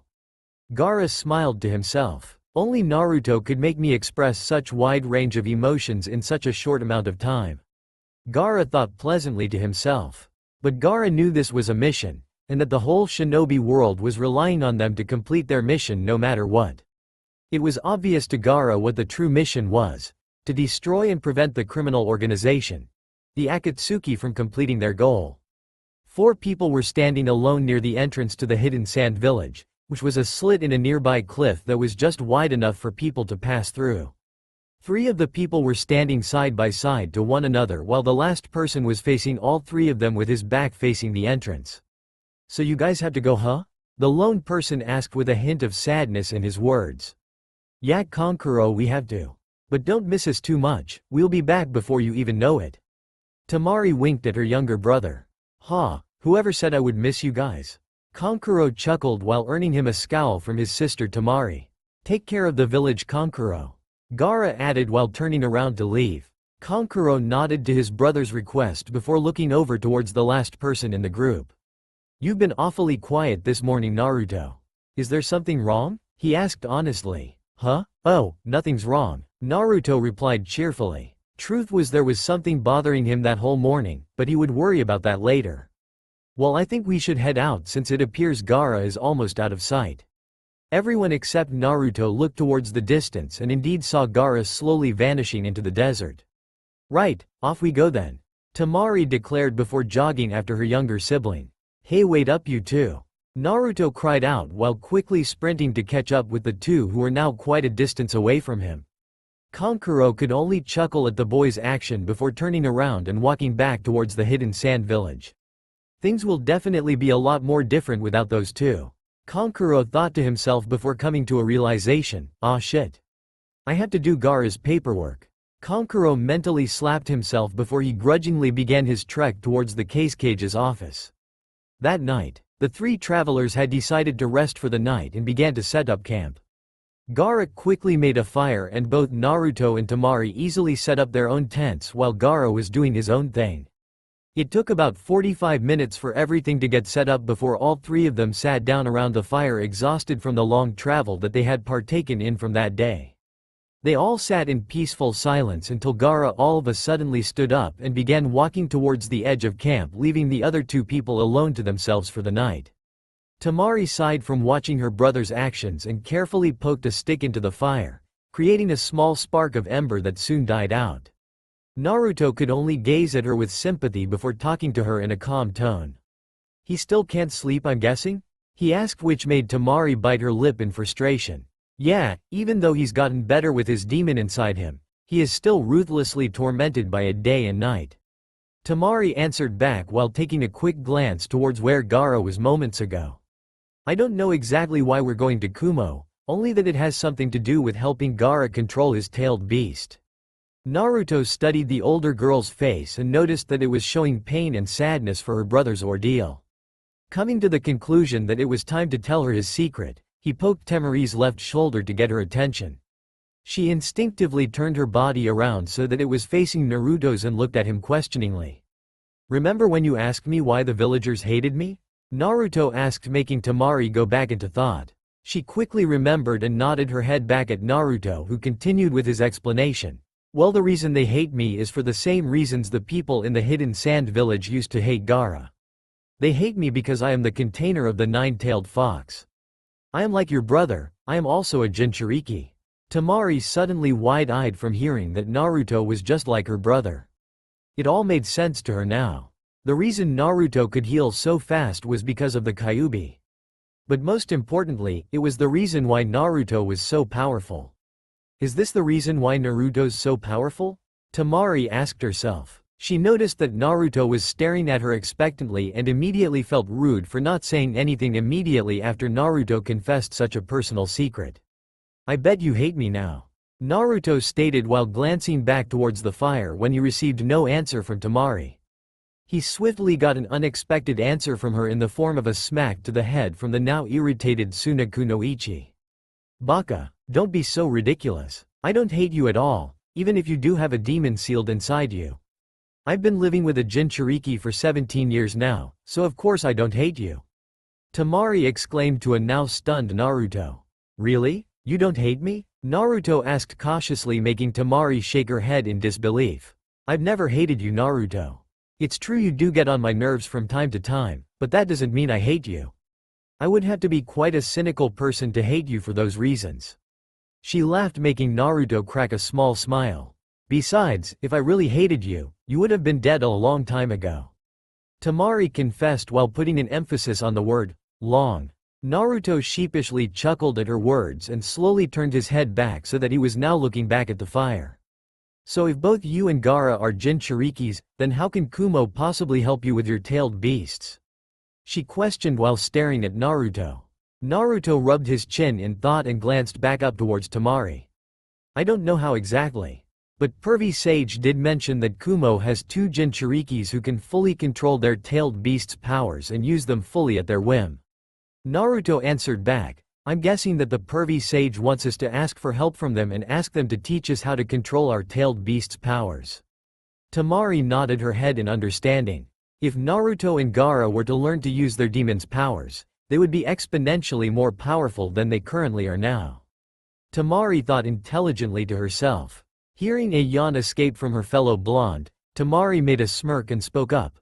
"Well, it looks like our little hyperactive brat is getting sleepy," she pointed out mischievously, making Naruto shake his head in annoyance. "Whatever, I'm going to bed. I'll see you tomorrow morning," Naruto said while quickly getting up from his seated position and walking drowsily towards his tent. Temari could only giggle from seeing how Naruto was walking and also decided to herself that she too would be going to sleep soon. "So what did you two talk about while I was gone?" A calm voice interrupted Temari's thoughts. She immediately looked towards the source of the voice and found Gaara with his arms crossed and eyes closed standing behind the fireplace with an attentive posture. Nothing much, Gaara. We just chatted about frivolous things, that's all," Temari replied back while shrugging her shoulders in indifference. "I see." Gaara then sat down next to his sister and joined her in watching the fire. Temari lifted an eyebrow at this but thought nothing of it. The two Suna siblings sat there for a while longer before Temari excused herself for bed and retired off towards her tent. But before she left, she noticed a leaf headband lying flat on the ground. Frowning a little from seeing Naruto's headband on the ground, she casually picked it up and decided that she had better return it to him before the dim-witted shinobi forgot about it. She then walked towards Naruto's tent and unzipped the flap that was acting as the door to his tent. When she peered inside, she could instantly hear the obnoxious snoring coming from the whiskered-faced blonde. She glanced towards where Naruto was sleeping and couldn't help but to smile genuinely from seeing the peaceful look on Naruto's face while he was sleeping. Remembering why she was in there in the first place, she carefully tossed his headband so that it would softly land on his stomach, and then she exited the tent. Naruto simply turned his body so that he was now lying on his left side and continued on with his loud snoring. Gaara was left all alone to his thoughts when Temari had retired to her tent for the night. Gaara knew it would take about 3 days until they arrived at the hidden cloud village, so he would expect to be alone like this for the next 2 nights. Gaara had heard the entire conversation between Temari and Naruto. He also knew why Naruto was acting so strange that morning. He's afraid that he might not be able to control his tailed beast. Gaara thought quietly to himself. It would be horrific if the one thing he was trying to get powerful from, in order to protect everyone he held dear, ended up hurting them instead. This had happened to Gaara several years ago and had forever scarred him. Even though he voluntarily allowed the tailed beast to run rampant inside his body, he now shivered at the memories of killing countless innocent shinobis while he was engulfed in his bloodlust, and his need to prove his existence. If only he knew earlier that the only thing he needed in order to prove his existence was to protect everyone he held precious to him. "I will protect Naruto from himself," Gaara promised himself before getting up again and leaving the campsite for his nightly walk. Somewhere near Kumo. Damn it, how much closer are we to Kumo, Kakuzu? A man wielding a triple-bladed scythe on his back demanded with aggravation. 2 cloaked figures were walking side by side to one another while one of the figures was dragging a body carelessly behind him. "Patience, Hidan, it doesn't matter how fast we get there. The 2 tails won't be going anywhere anytime soon," The man dragging the lifeless body replied back coldly. Yeah, well, I would agree with you if not for the fact that we had to take a slight detour to obtain your precious bounty. Hidan snapped back sarcastically towards Kakuzu. This made Kakuzu stop cold in his tracks. Hidan, being slightly ahead of his partner, turned around in exasperation from noticing that his partner had stopped. Now what? Did I ever mention that I hate you? Kakuzu asked with a venomous tone. Hidan only rolled his eyes from his teammate's threat and replied back casually, yeah, you've told me countless times. It still doesn't mean much to me since we're both immortal. He turned his body around and continued walking in the direction of Kumo. I swear, after we capture the two tails, I will find a way of killing you, and I will enjoy that moment when that day comes. Kakuzu snickered back at his teammate. Hidan casually glanced back behind his shoulder and answered to a now glaring Kakuzu. Geez, did you ever get hugged when you were a child? He remarked to a now infuriated Kakuzu. Let's just get this assignment over with. He replied maddeningly. Hidan simply shrugged his shoulder and turned his head back so that his whole body was now facing away from Kakuzu. I should have been partnered up with Itachi. At least he doesn't say much. Kakuzu grumbled to himself while catching up with his partner and syncing with his strides so that they were both now walking in perfect sync. 3 days later in Kumo. Lord Hokage, it appears that you have several guests waiting outside of your office inquiring for an audience with you. A dark-skinned young woman named Mabui reported to She then leaned towards him and whispered quietly into his ear so that no one would be able to hear what she was saying except him. They are shinobis from the looks of it. 2 of them, a boy and a girl, are currently sporting on a hidden sand headband while the other boy is wearing a hidden leaf one. She stated before returning to her original position, which was standing directly in front of the Hokage. Rubbing his chin in thought, he finally came to a decision and motioned for his assistant to let them in. She politely bowed and quickly left to let the foreigners in. When the 3 shinobis entered his office, the Hokage couldn't prevent himself from letting out a small gasp. Standing in front of him were 2 Jinchurikis, one housing the 1 tails and the other holding the 9 tails. He hastily waved his hand toward Mabui, indicating to her to leave the room immediately. She nodded her head in confirmation and quickly exited the office. Hey there, why are you here? Interrupted Naruto, making him pause mid-sentence. Gaara stepped forward and replied back in a calm tone, we have come to seek assistance from you, Lord Hokage. This made a raise an eyebrow and tap his fingers rapidly on his desk. Naruto felt uneasy, and had a feeling that their plea for help wouldn't go as smoothly as he was hoping it would go. Naruto took this moment of silence to chime in with his own details. Pervy Sage told us to ask you for help so that maybe you would help train us control our tailed beasts. Naruto stated before being answered with silence from the Hokage. After several uncomfortable moments, Ace spoke up, is the Pervy Sage that you speak of happen to be Lord Jiraiya? One of the 3 famous Sannin? A commanded, making Naruto nod his head in affirmation. Well, in that case, Ace suddenly appeared directly in front of Naruto and was now grasping the collar to his shirt. Where is that little toad bastard? He stole one of my telescopes the last time he was here. A bellowed which made Naruto shake in fear from the killer intent that was currently pouring out of the Raikage's eyes. I don't know. He's probably peeping on some women in a bathhouse or something. Naruto whimpered out while holding his arms out instinctively for protection. But he unexpectedly stopped being angry and slowly let go of Naruto's collar, and began roaring with laughter, much to the confusion of everyone in the room. Ha ha ha ha ha. I guess the fool does have a better reason for having my telescope than I do. He cried out while wiping his eyes from the tears that had leaked from his laughter. Everyone except Gaara's sweat dropped from listening to the Raikage's explanation. So will you help us? Gaara solicited while never looking away from the Raikage's eyes.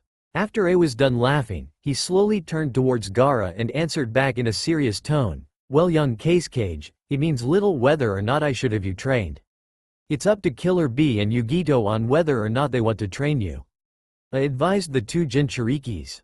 Noticing the confused looks on their faces, he quickly answered their obvious question, that's our 2 Jinchurikis' names. He then hollered for Mabui to come in, which she quickly obliged and was soon in the room. I want you to bring B and Yugito up here now. Mabui then nodded her head and left to retrieve the 2 Jinchurikis. Moments later, 2 people walked into the Raikage's office. One was a dark-skinned muscular man with white hair, blonde in the anime, and sporting a goatee. The other was a blonde-haired lady with dark eyes and wearing a short-sleeved black and purple blouse and black pants. The lady bowed her head towards the wreckage while the man beside her gazed around the room with the look of disinterest. The lady quickly elbowed the man in the gut, signaling for him to bow also, but he just shrugged it off and continued looking around the room. Sighing, she glanced towards the strangers who were now staring at them with interest. She noticed that two of them were from Suna because of their headbands and that the other boy was from Konoha. She then darted her eyes back towards the lone Konoha shinobi and began looking him up and down. Naruto, feeling the lady's intense stare, began to shuffle his feet in discomfort. He was even more shocked when the said lady rushed up to him and began stroking his whiskers. "Oh my Kami, you're so cute," the lady purred out, making Naruto go stiff as a board from complete bewilderment. This made the other girl in the room clench her fist in alarm. The lady, quickly noticing Temari's killer intent aimed towards her, smirked and slowly leaned into Naruto's ear and whispered, "And what is your name, handsome?" She cooed, which made the blonde kunoichi even more furious. My name is, Naruto," he struggled to say while taking in a large gulp. The lady only grinned and said, while twirling her hair flirtatiously, "Well Naruto, my name is Yugito." She winked back towards Naruto, whose face was now turning a sharp shade of red. That was all Temari could handle. She began to walk towards Yugito while slowly drawing her fan out. "Huh? And who might you be, little girl?" Yugito asked dryly, soon noticing that Temari was getting closer to her. Temari stopped her walking and looked her back in the eye. "My name is Sabaku no Temari," she replied dangerously. But Yugito simply shrugged her shoulder in indifference, making Temari even more mad than she previously was. "So, Temari of the desert, what are you, like Naruto's girlfriend or something?" Yugito pointed to Temari, then towards Naruto in an asking manner. This made Temari turn slightly red and she hastily stuttered out her answer, "Oh, of course not. That is completely preposterous," she exclaimed, "as if I would be involved with him of all people." She huffed out before turning her head away in disgust. What Temari didn't notice was a slight look of hurt upon the poor boy's face when she had said that. "Good, then that means you wouldn't mind if I take him for myself, would you?" Yugito turned towards Naruto while stroking his whiskers again, making him shudder from both enjoyment and nervousness. Temari was just about to retort when it interrupted their shenanigans.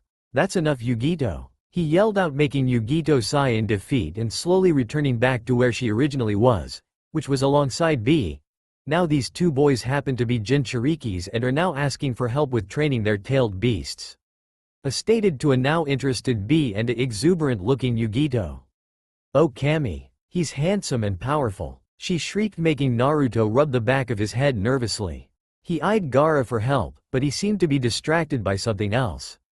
"Traitor," Naruto thought to himself. "Of course I'll help train these little boys," Yugito exclaimed while staring at Naruto and licking her lips. B only looked at them curiously but still did not say anything. "Well, Killer B, what say you?" demanded to B. B casually looked towards his brother and replied back in an indifferent tone, "Yo, bro, why should I help him? They ain't nothing special, so I tell him." B rapped out, making everyone in the room cringe at his rap. This made him have a tick mark on his forehead, and he began yelling at his brother for his immaturity. But this gave Naruto an idea. "Hey yo, listen to me.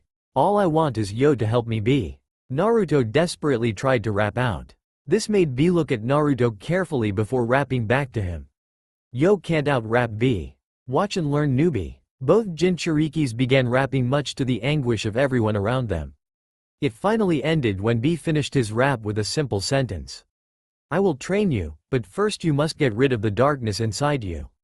Which made Naruto tilt his head slightly in confusion. "So do you both agree to train these two then?" asked observantly. Yugito immediately nodded her head in acceptance while B paused a moment to think. He then slowly nodded his head and walked out of the Raikage's office.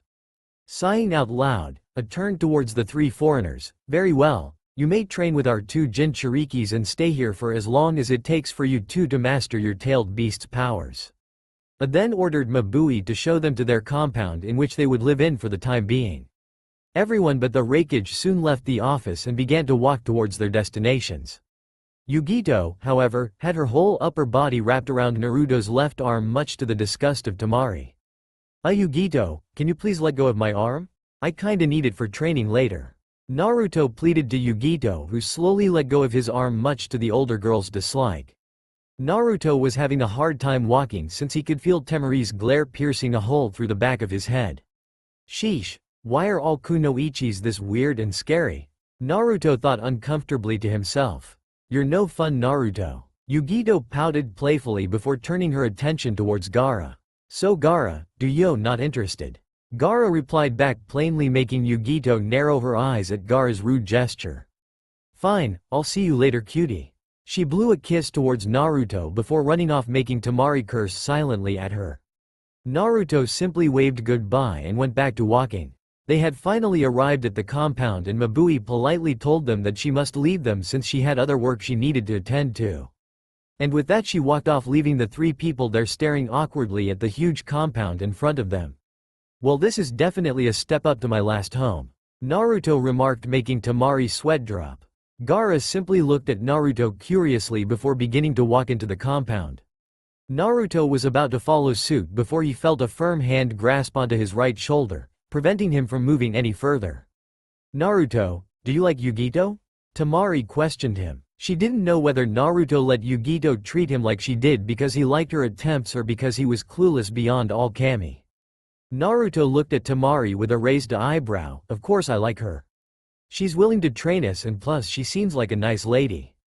Naruto finally answered back, much to the disappointment of Temari. Naruto, noticing Temari's crestfallen face, spoke up towards her. Why? Do you not like her or something? This made Temari jerk her head up in disbelief. She then promptly slapped Naruto across the face, making the whiskered-faced boy fall back onto his butt and rub his face in pain. What the hell was that for Temari? Naruto cried out while glaring at a now angry Temari. How dare you think that way of me, you sick perverted boy? Temari hissed while turning her head away from the boy. But Naruto could only look at her in absolute befuddlement. What, how am I a sick pervert? Naruto was now getting quite frustrated from his friend's subliminal thoughts. You became perverted from hanging around Jiraiya for so long, that's how. She snapped back, making Naruto clench his fist in anger. Temari, all I asked was whether or not you liked Yugito also. How the hell does that make me perverted? Naruto asked innocently. Temari briskly glanced at Naruto's face and saw in his eyes that he truly had no idea what she was talking about. Sighing out loud, she told him, you basically just asked me if I liked girls or not. Naruto only stared at her like she was crazy or something. Yeah, so? He replied back honestly. Temari only face-palmed herself when she realized that Naruto was too clueless to know what she meant. Okay, let me rephrase this again. You basically asked me if I would kiss a girl or not. Temari watched Naruto's slow realization to what she had meant come across his face in a matter of seconds. She did find his reaction somewhat funny after being very upset with the boy earlier. Oh Kami. No, that's not what I meant. Naruto desperately tried to explain, I meant as a friend. Temari could only beat herself up for thinking that Naruto would think that way. Why couldn't she have thought that was what he meant in the first place? Wait a minute, am I getting jealous? Temari thought cautiously to herself. She rarely ever felt that strange feeling since she was never really into boys or the warm cuddly stuff. What did you think I meant when I asked if you liked Yugito? Naruto asked while narrowing his eyes towards her. Now it was Temari's turn to be uncomfortable. She rubbed the back of her head in nervousness, careful to avoid messing up her 4 ponytails before replying back sheepishly, I thought you meant you liked her in a more than friendly way. Temari stated honestly before quickly looking away from the now thinking boy. Naruto was studying Temari's odd behavior until he came up with a question that would solve this whole awkwardly confusing situation. Why would it have mattered if I liked her in that way anyways?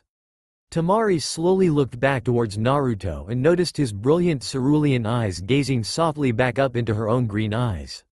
She unconsciously readjusted her headband that was around her neck and carefully chose her words. Let's just say it would have been the wrong answer, she retorted before putting a hand out for Naruto. Naruto hesitantly took the hand and silently thanked her for the help. Have I ever told you that you're one scary kunoichi? He asked honestly, making Temari twitch her right eye in resentment.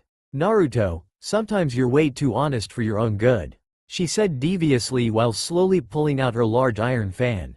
Naruto could only gulp in fear and feebly asked, I should probably run, shouldn't I? He was immediately answered with a nod from Temari, who then took a large step towards him. Naruto didn't need to be told twice before he hightailed it out of there. Temari was, just as quickly, in pursuit of her prey. They may have been in an entirely different village, but the end result was the same. Naruto was dragged back into the compound by a proud-looking Temari who looked like she had just beaten out all of her anger out on a practice dummy. You two are unbelievable. Gaara shook his head in amusement while in a room Temari had just passed by. Night, Gaara, Temari yelled back cheerfully. She finally found a random bedroom in which to dump the poor boy off.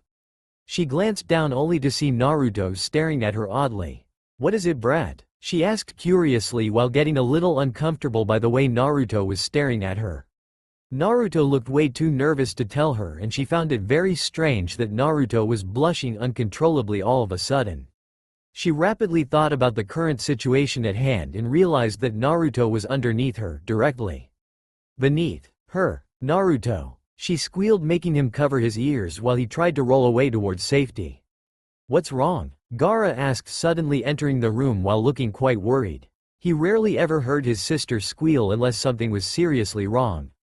He saw from the corner of his eyes Naruto cowering behind a bed, which made Gaara raise an eyebrow at the strange scene in front of him. No, nothing, Gaara. Everything's fine, Temari stuttered while feverishly trying to reassure her younger brother. Gaara only leaned his head around her and pointed towards Naruto. Then why is Naruto hiding behind that bed? Gaara asked while glancing at Temari. Oh, you know how crazy Naruto is sometimes. I tried to yell some sense into him, but that stubborn brat never listens. She answered back sheepishly. Gaara was very confounded by what was going on. He peered at Naruto, who was rapidly shaking his head in what looked like distress. If you say so, but you two should get some sleep soon since we're waking up early tomorrow. And with that, Gaara calmly walked out of the bedroom. Why isn't he ever on my side, damn it? Naruto screamed mentally while still cowering behind the bed. He then sensed an evil presence in his room. Please be ghosts for once, he begged before turning his head slowly towards where Temari was standing. A very cold chill went down his spine when he saw Temari putting on too sweet of a smile for him. Naruto, if you ever tell anyone what just happened now, I will cut your manhood and shove it down your throat. Did you get that clearly? She asked sweetly, making Naruto frantically nod his head up and down like his life depended on it. Good, then I bid you good night. With that last sentence she slammed the door shut, causing most of the door's hinges to break off, leaving Naruto with a half-open closed door. Why is Temari so mad at me all the time? Sighing to himself, he crawled into bed and quickly fell into a somewhat fitful sleep. Temari had just gotten into bed and began replaying their whole journey to Kumo. She couldn't stop herself from smiling about Naruto and his flamboyant nature. On the second day of their trip, Naruto had inadvertently joined a dancing group while trying to cheer up a crying girl. Much to the dismay of Naruto, they had persuaded him to participate in a tournament with them. Truthfully speaking, none of the dancers were that good to begin with, and Naruto in no way brought anything special to the table. And yet the dancers still believed in him after such a short amount of time from being near him. Shockingly, the dancing team didn't finish in last but instead finished in a respectable 6th place out of 12 teams. She had to admit that Naruto looked quite handsome in his absurd all-orange kimono that he had to have on, or else he wouldn't have danced. Temari giggled at the memory before thinking about her current day's memories. Everything was going as normal until she showed up, Temari thought bitterly. Why did she bother me so much? I usually never let any girl get under my skin that easily. She then remembered why the girl was even trying to bother her in the first place, and what's up with how I've been thinking about Naruto. He's just a fellow companion. A stupid one if that.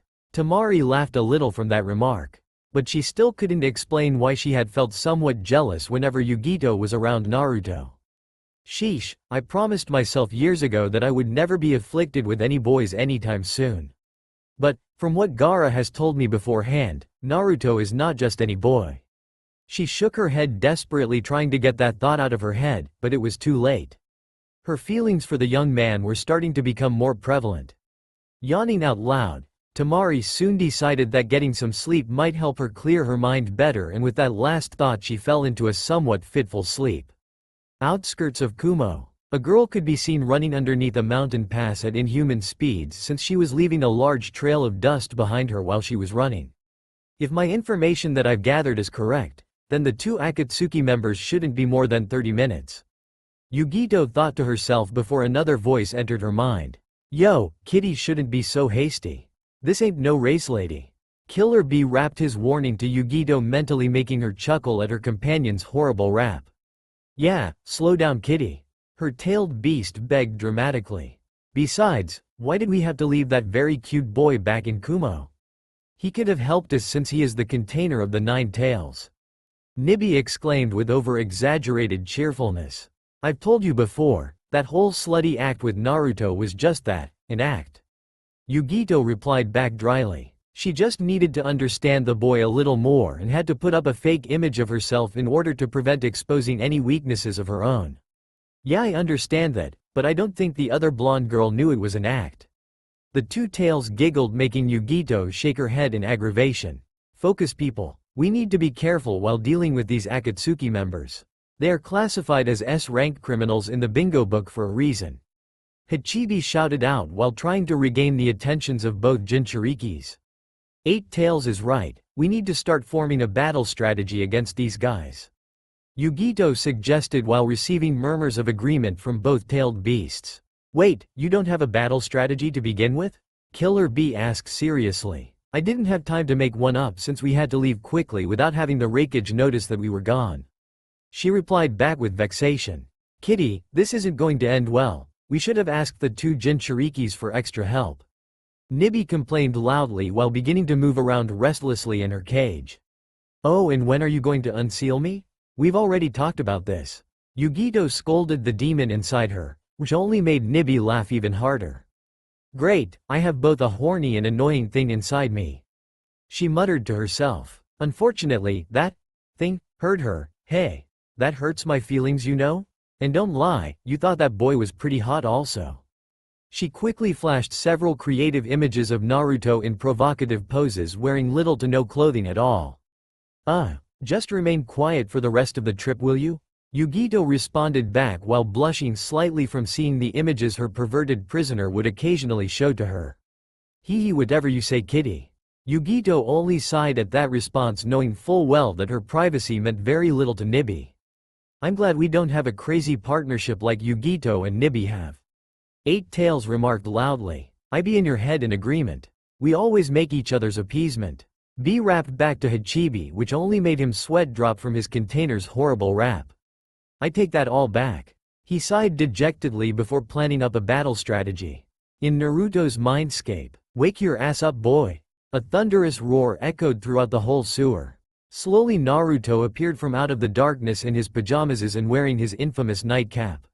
Yawning out loud, Naruto casually looked up towards a now menacing-looking fox. Yeah, what's up, you stupid fox?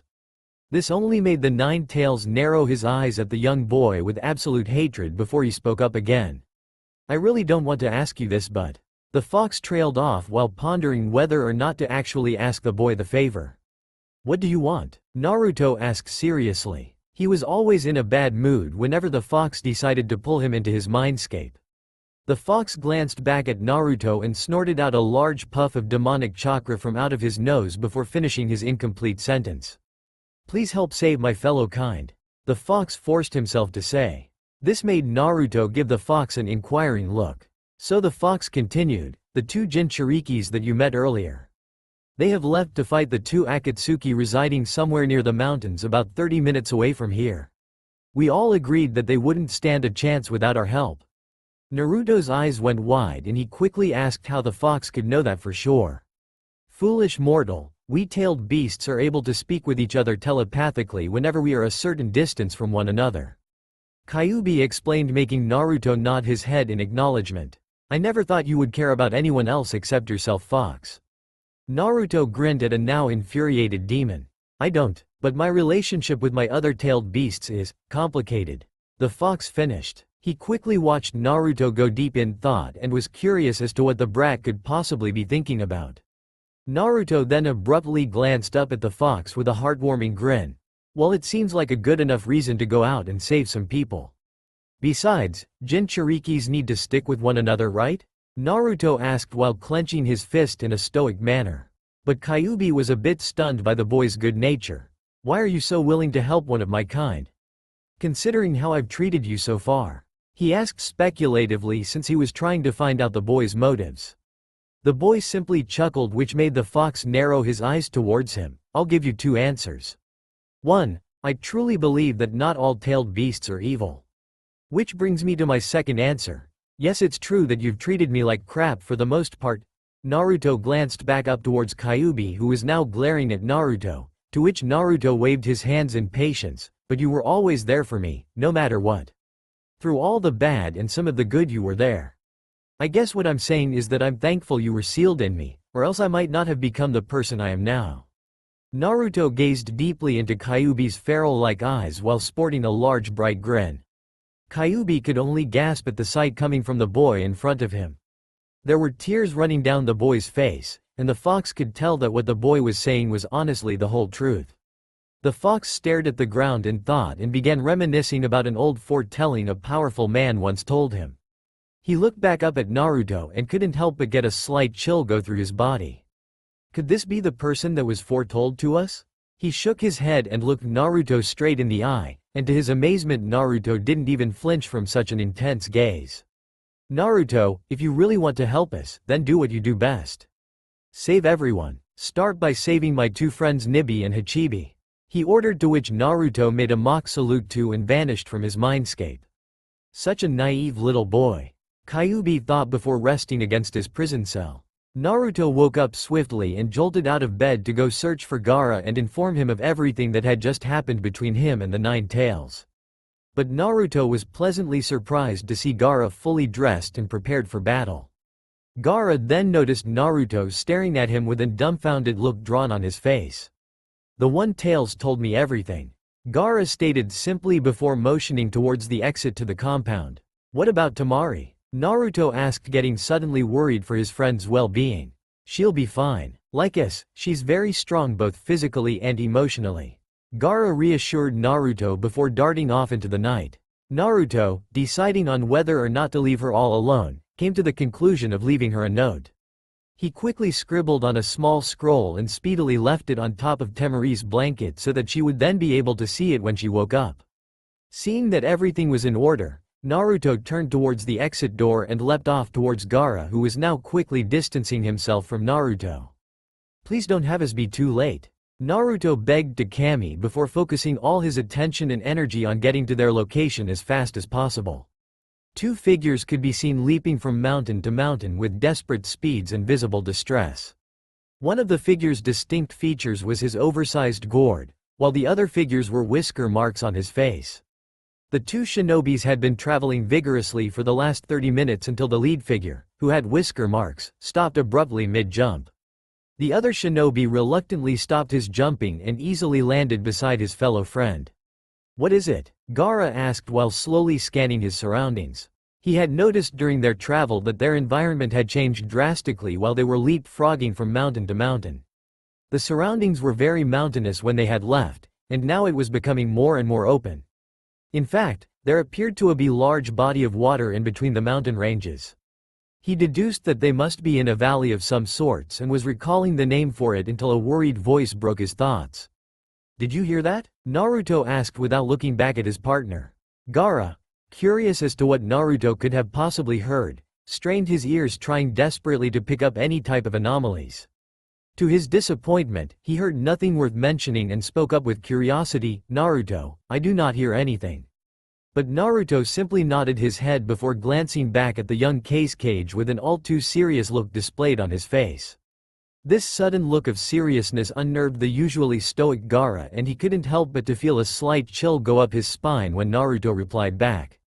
Exactly. Didn't you say that the One Tails told you that the other two Jinchurikis were only 30 minutes away from their destination?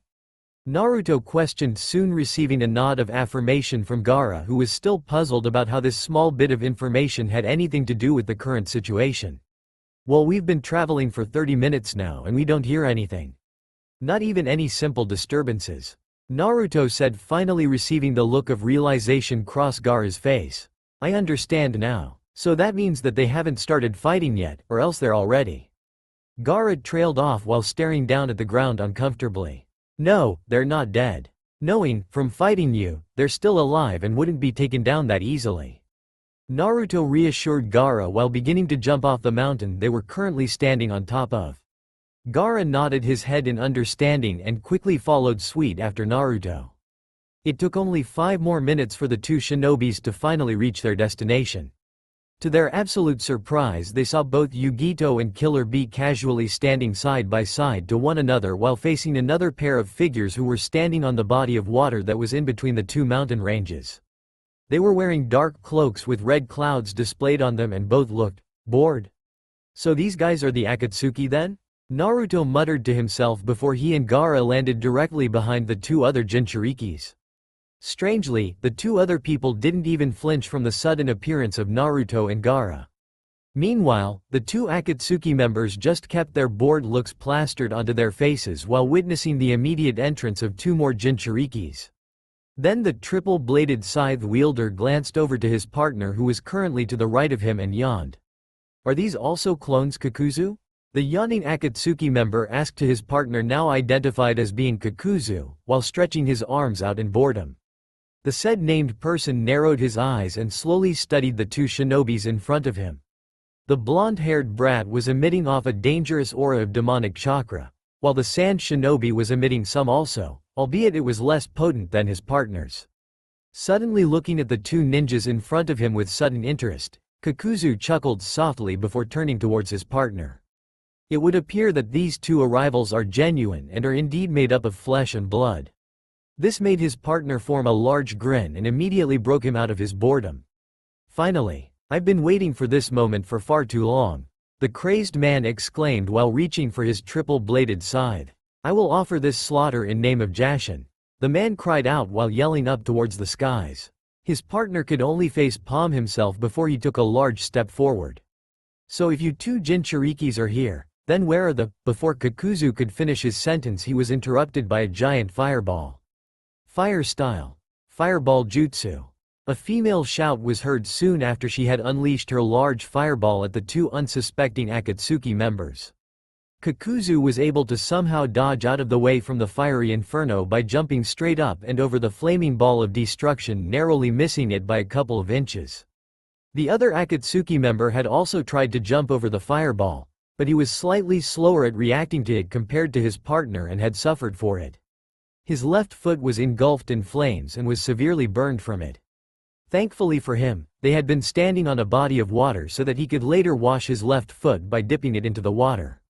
But he would not have the time to do so because while he was still in midair, Yugito had quickly appeared right behind him with a drawn kunai in her left hand, in her other hand grasping onto the man's right shoulder, preventing him from countering her next attack. This is the end for you, Yugito stated simply before plunging the kunai that she had in her left hand into the back of the man's chest, piercing through it and into his heart. Hidan, Kakuzu yelled in worry while landing roughly onto the water's surface. He quickly sprinted towards his now motionless partner who was now speeding towards the water. He was surprised, however, when he realized that he couldn't move. He looked down and noticed a tentacle wrapped around his waist. He followed the tentacle to the source and saw a funny-looking man shaking his pointer finger at him in disappointment. Don't move, or else you'll lose, B rapped before tightening his tentacle around the now trapped Akatsuki member. Kakuzu could only resist against the ever-tightening tentacle while both Yugito and Killer Bee quickly gathered around the trapped Akatsuki member. Well, look what we have here. Yugito chuckled out while glaring at Kakuzu who was still trying to fight out of his restraint. But Naruto could only stare at the scene with absolute confusion. He looked back at where he thought the two original Jinchurikis were standing and noticed that they were gone.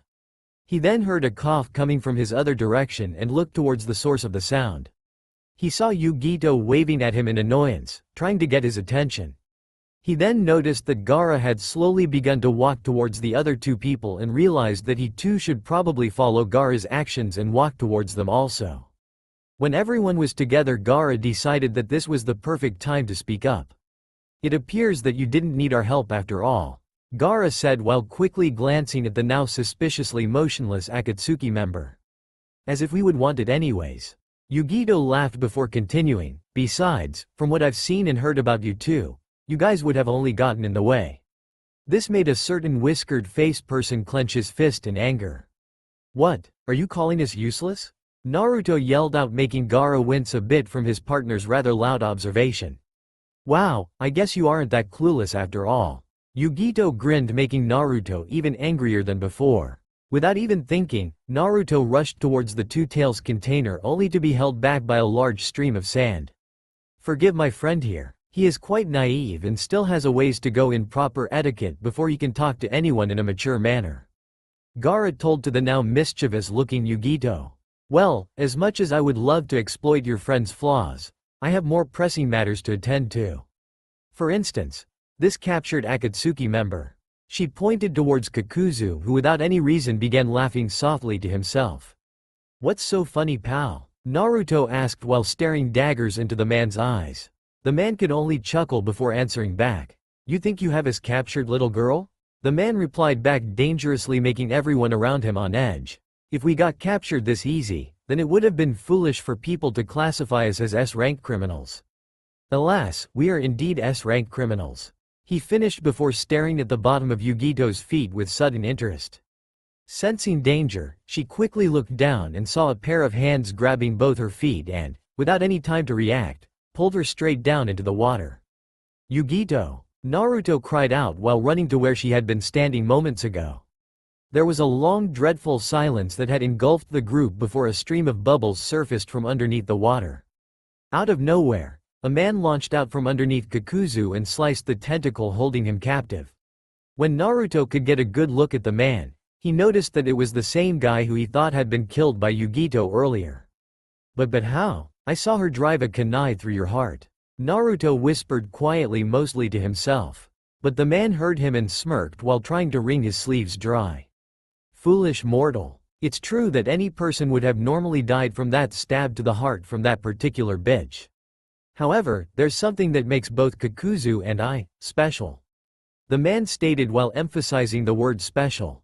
Gaara narrowed his eyes at them while Naruto prepared himself to attack them at a moment's notice. Breaking out into a sadistic smile, the man began roaring with sick laughter before revealing his little secret: we're both immortal. The man was now laughing uncontrollably, much to his partner's disgust. While we're not exactly immortal, we are, for the most part, the closest thing to it. Kakuzu chimed in since his partner was still in a fit of laughter. Where's Yugito? Killer Bee asked seriously, suddenly speaking out much to everyone's surprise. I guess you can talk normal when you really want to. The man snorted before rubbing his chin in thought. I'm guessing you're talking about that crazy cat bitch, correct? The man asked before receiving a glare from Naruto, who he easily dismissed off. Well, to be honest, he trailed off, making everyone wait in anticipation before answering, I don't really know. This made everyone wide-eyed in disbelief, including his partner, who was now staring at his other partner in absolute hatred. Hidan, what the hell do you mean you don't know? Kakuzu demanded, making the other member scratch the back of his head sheepishly in nervousness. What can I say, she's a tough one to catch. Hidan snickered, making Kakuzu even more furious at his useless comrade. Idiot, that was our mission. The whole point of coming all the way out here, damn it. Kakuzu cursed, making Hidan narrow his eyes in controllable anger. Oh yeah? And what about the others? Last I checked, they weren't even part of the mission. The irritated member growled out while turning his head away from Kakuzu in disgust. Whatever, let's just get the One Tails and leave, because I really doubt that we'll be able to capture all three of them at once. He finalized before focusing his attention back at the three Jinchurikis. Strangely, Killer Bee began to nod his head, much to everyone's confusion, before drawing two swords and charging at the two figures in front of him.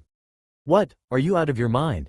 Naruto yelled out in astonishment from seeing the man charge blindly towards two S-rank criminals who would surely kill him. Wanna die so soon, I see. Hidan hissed out before getting into his battle stance with his scythe held directly behind his back. But Kakuzu could only gaze at the man with suspicion. What are you up to, Eight Tails?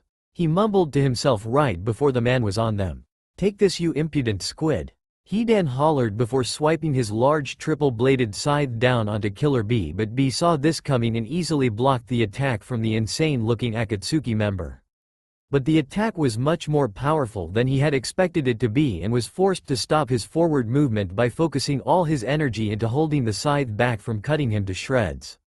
"I will have your blood for Jashin," a deranged-looking Hidan squealed out while getting closer and closer to Bee's sweating face.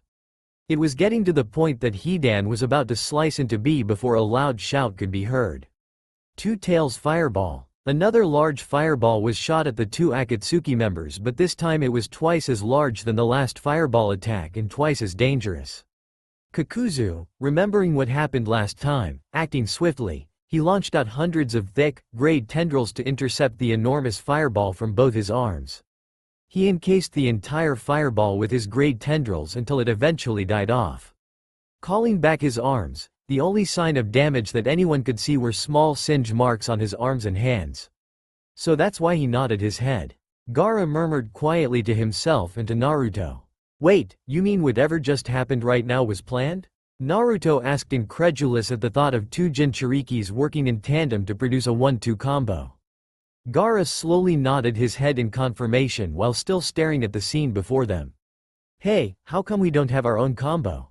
Naruto whined while frowning sadly at their lack of teamwork. "That's because you always go head-on with the opponent without thinking. Simply put, you're too impulsive." Gaara sighed while closing his eyes. Naruto grumbled and turned his head back towards the fight. "So was that it?" Hidan taunted to a now normal-looking Yugito and an emotionless-looking Bee, but Kakuzu unsuspectingly slapped his partner's head in annoyance. "Ow, what the hell was that for?" Hidan growled while rubbing his head in comfort. "You fool, do you want to die? Even with our so-called immortality, we barely are able to handle two Jinchurikis, let alone 4 of them. That's practically suicide," Kakuzu explained while shaking his head in anguish. "Come on, we don't need his help. We're strong enough on our own," Hidan complained, earning himself a glare from his fellow partner. "It matters little what we think. Our leader ordered us if we ever got into this type of situation while we were here in Kumo that we would use him. He commanded, much to Hidan's dislike. Fine, but I better be able to kill something after we're through with this." Hidan sighed in defeat before glancing towards the 2 Tails and 8 Tails. "So I guess we'll still handle them while he handles the other 2? Hidan asked, receiving a nod from Kakuzu, who was still eyeing the 4 Jinchurikis intently.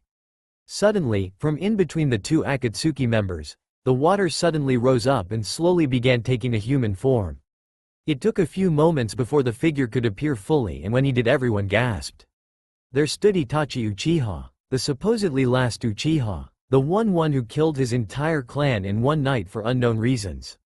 More importantly to Naruto, this was Sasuke's brother who abandoned his younger sibling for pity. Clenching his fist in utter hatred towards the Sharingan user, Naruto glared towards Itachi with absolute resentment. Gaara meanwhile was curious as to why of all people Itachi would be there in the first place. He knew Itachi was quite powerful, and yet there were those who were even more powerful than him in the Akatsuki organization. Sighing out loud, Itachi turned away from Naruto and his group and lazily stared at his fellow comrades. "To think you would need me against these worthless Jinchurikis is just pathetic." Itachi spat out, making both Hidan and Kakuzu grimace in resentment towards the young Uchiha prodigy. "Don't push it, Itachi," Kakuzu hissed while trying his best to stay calm. Itachi only shook his head in disappointment before glancing back towards the 4 Jinchurikis. "You know what to do then?" Itachi asked before activating his Sharingan, making everyone gaze in awe at his dujutsu. Both Hidan and Kakuzu nodded in acknowledgement before suddenly sprinting off towards the other direction. Yugito began to chase after them before a hand grabbed her shoulder, preventing her from immediately going after them. She glared back to see Naruto grabbing her and giving her a serious look of concern. They met eye to eye, and she could understand from peering into his stunning cerulean eyes that he thought strongly against her actions and was begging her not to do it. She couldn't stop herself from lightly blushing at the boy's apparent concern for her well-being, and was also slightly touched from him caring for her.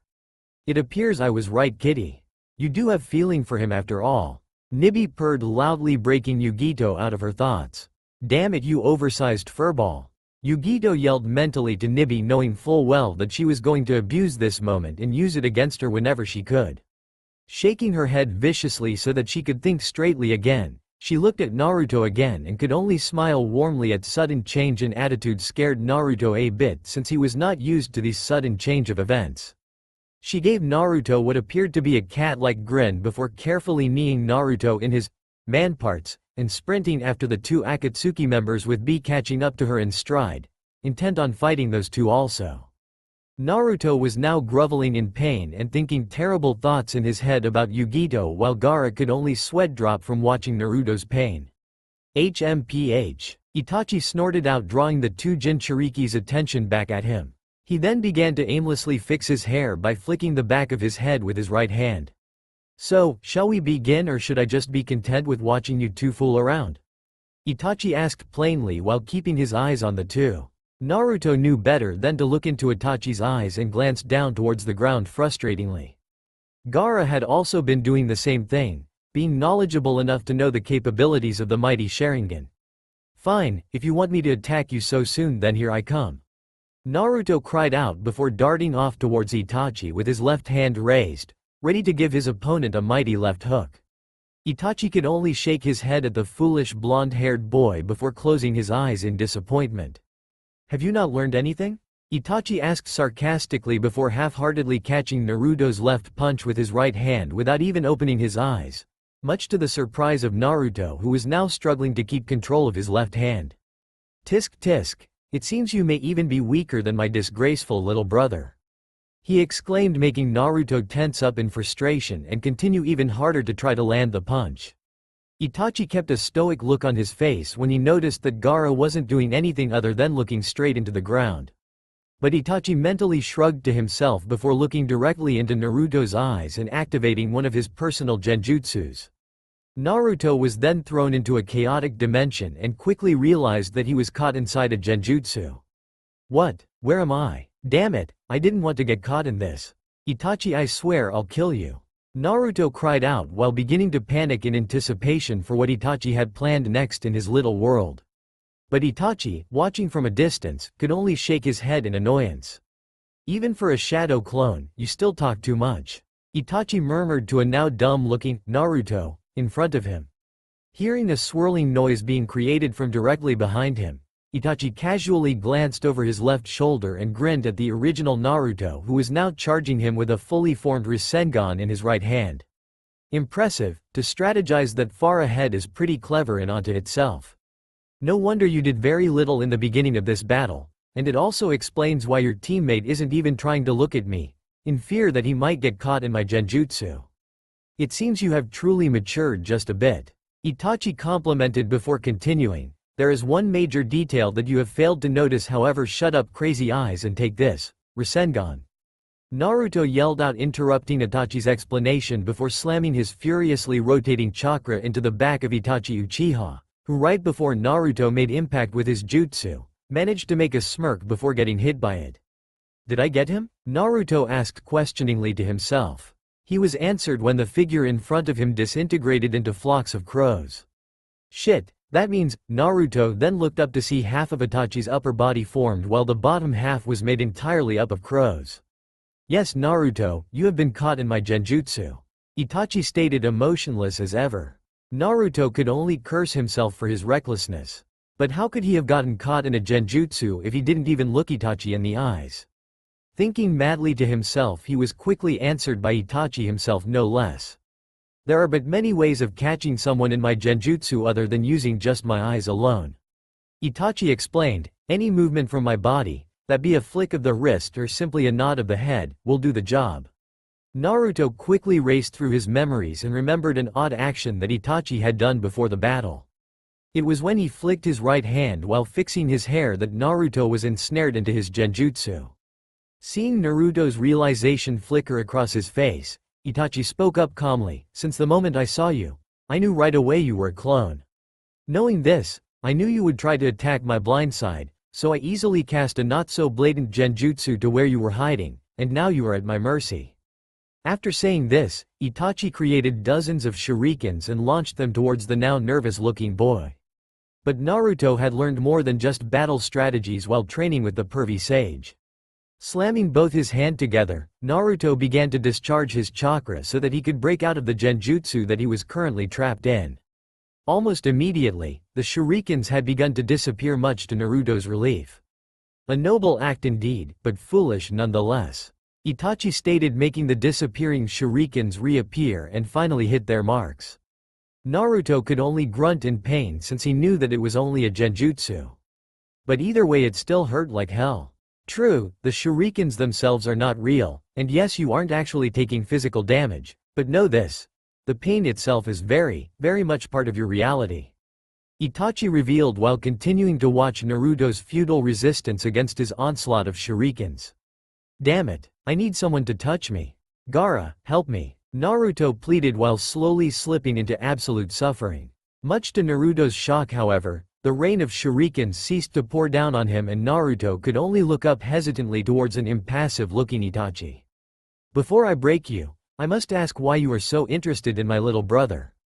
Itachi stared at Naruto, his Sharingan glaring directly at him, making Naruto gulp nervously. He may be your brother, but only in blood. I am more of a brother to him than you could ever be. Naruto proclaimed confidently while making Itachi unconsciously smirk beneath his cloak. And why is that? Why save someone who doesn't want to be saved? Itachi asked, matter-of-factly, making Naruto wide-eye in disbelief. Is it not blatantly obvious? Sasuke could care less about your worthless friendship. He is blinded by pure and utter hatred. Hatred for his older brother who so willingly slaughtered his own clan in order to test the limits of his own abilities. Itachi pointed out, which made Naruto grit his teeth in fury. Sasuke would never want to be a part of the Hidden Leaf Village again. He would like nothing more than to. That's enough, Itachi. Naruto interrupted him, much to the Uchiha's amusement. Very well, let me get to the point then. If you had two choices, one being to kill Sasuke and be seen as a hero, or two, leaving him alive so that he can follow through with his misguided endeavors and hurt everyone you held dear in the process, which choice would you pick? Itachi asked in his monotone voice. Naruto could only shake his head before looking back up and glaring Itachi straight in the eye. I will bring him back home. Naruto answered back with absolute assurance. This made Itachi frown slightly before telling him his ultimatum. One of you must die from this. He offered quietly so that Naruto was forced to lean in closer to hear him. If someone must die, then Sasuke and I will die together. Naruto answered back with a tone that meant there was no other answer. Itachi could only blink his eyes before saying out loud, I truly hope that you can save my foolish little brother then. Itachi mumbled before disappearing. Naruto. A voice broke him out of his stupor. Looking to his left, he saw Gaara's left hand on his right shoulder. Looking up towards the voice, he saw Gaara with a very worried-looking expression drawn on his face. What happened? Naruto stuttered out, still reeling from his onslaught of shurikens.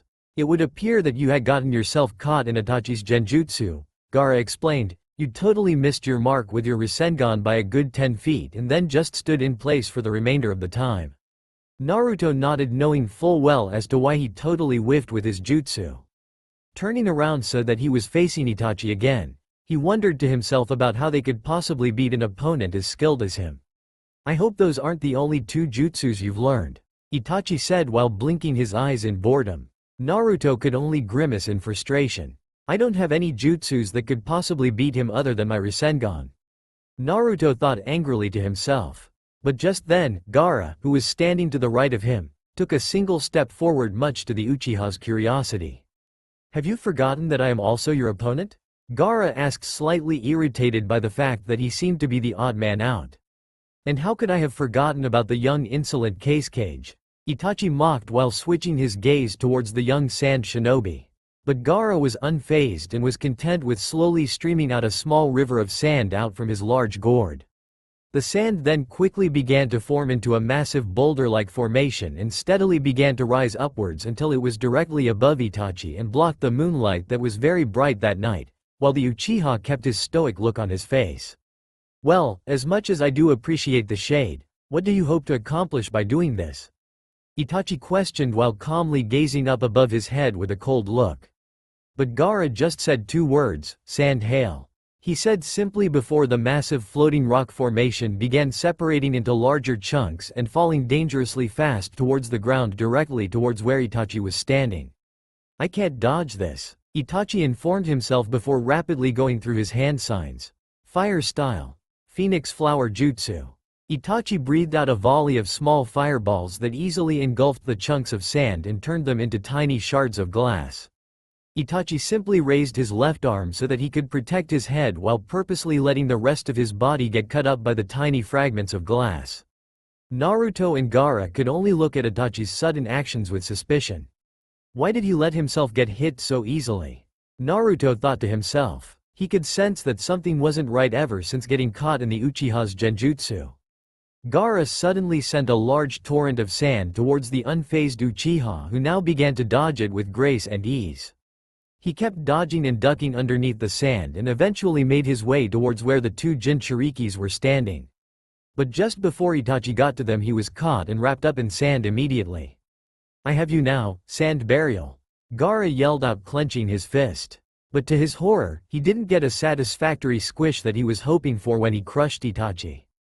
Instead, his sand exploded out in all directions and at the same time making his sand useless now.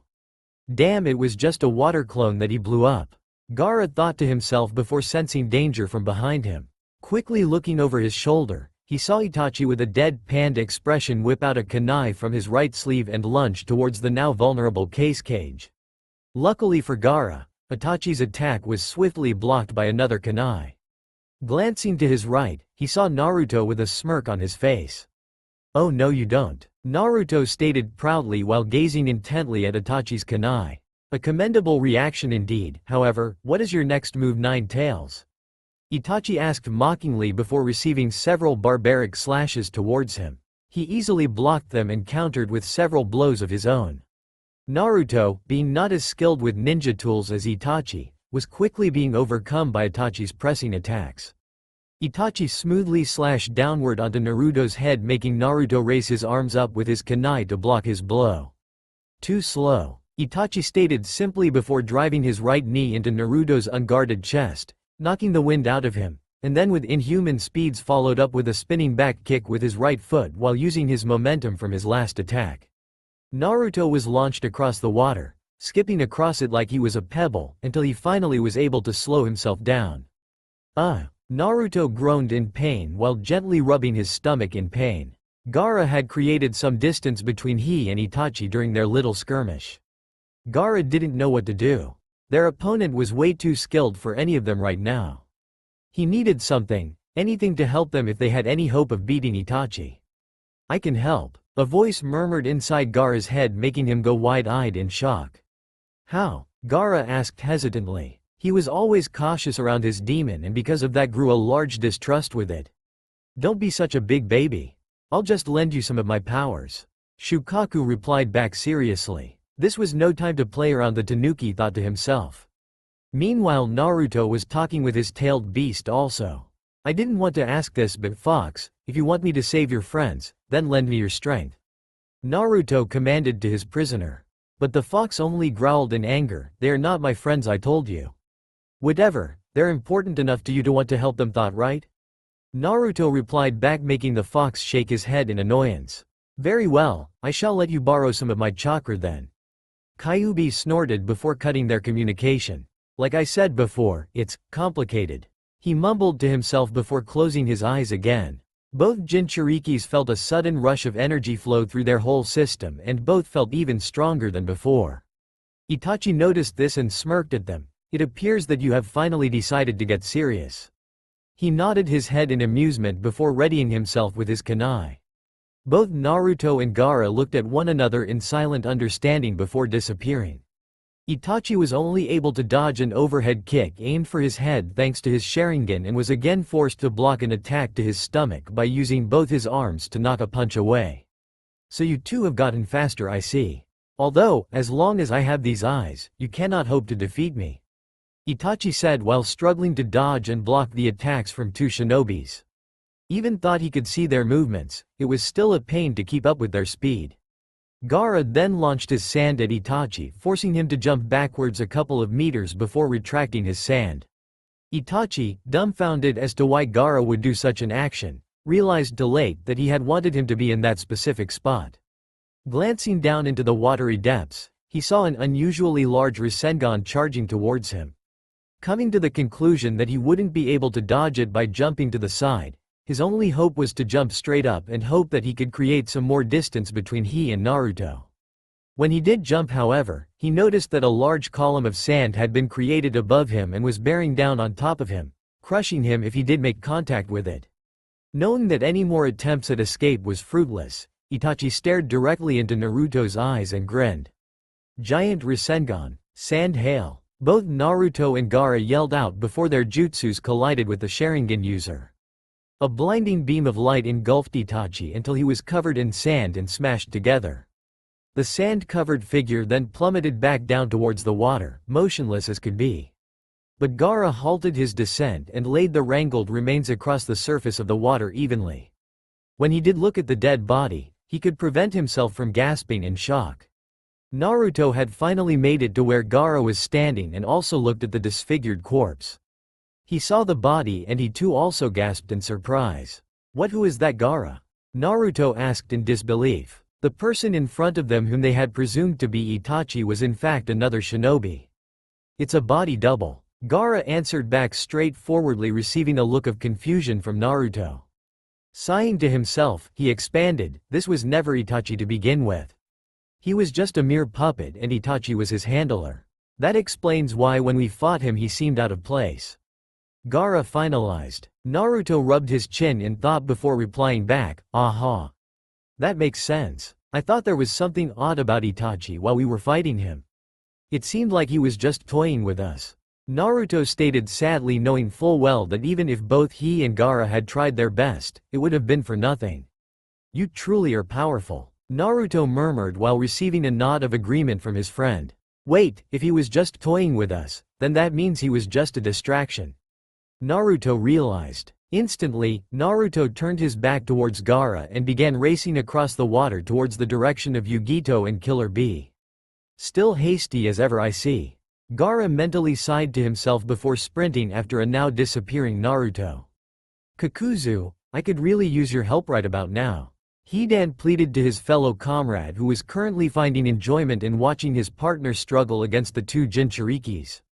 If I recall correctly earlier, you told me to butt out from helping you fight the cat bitch.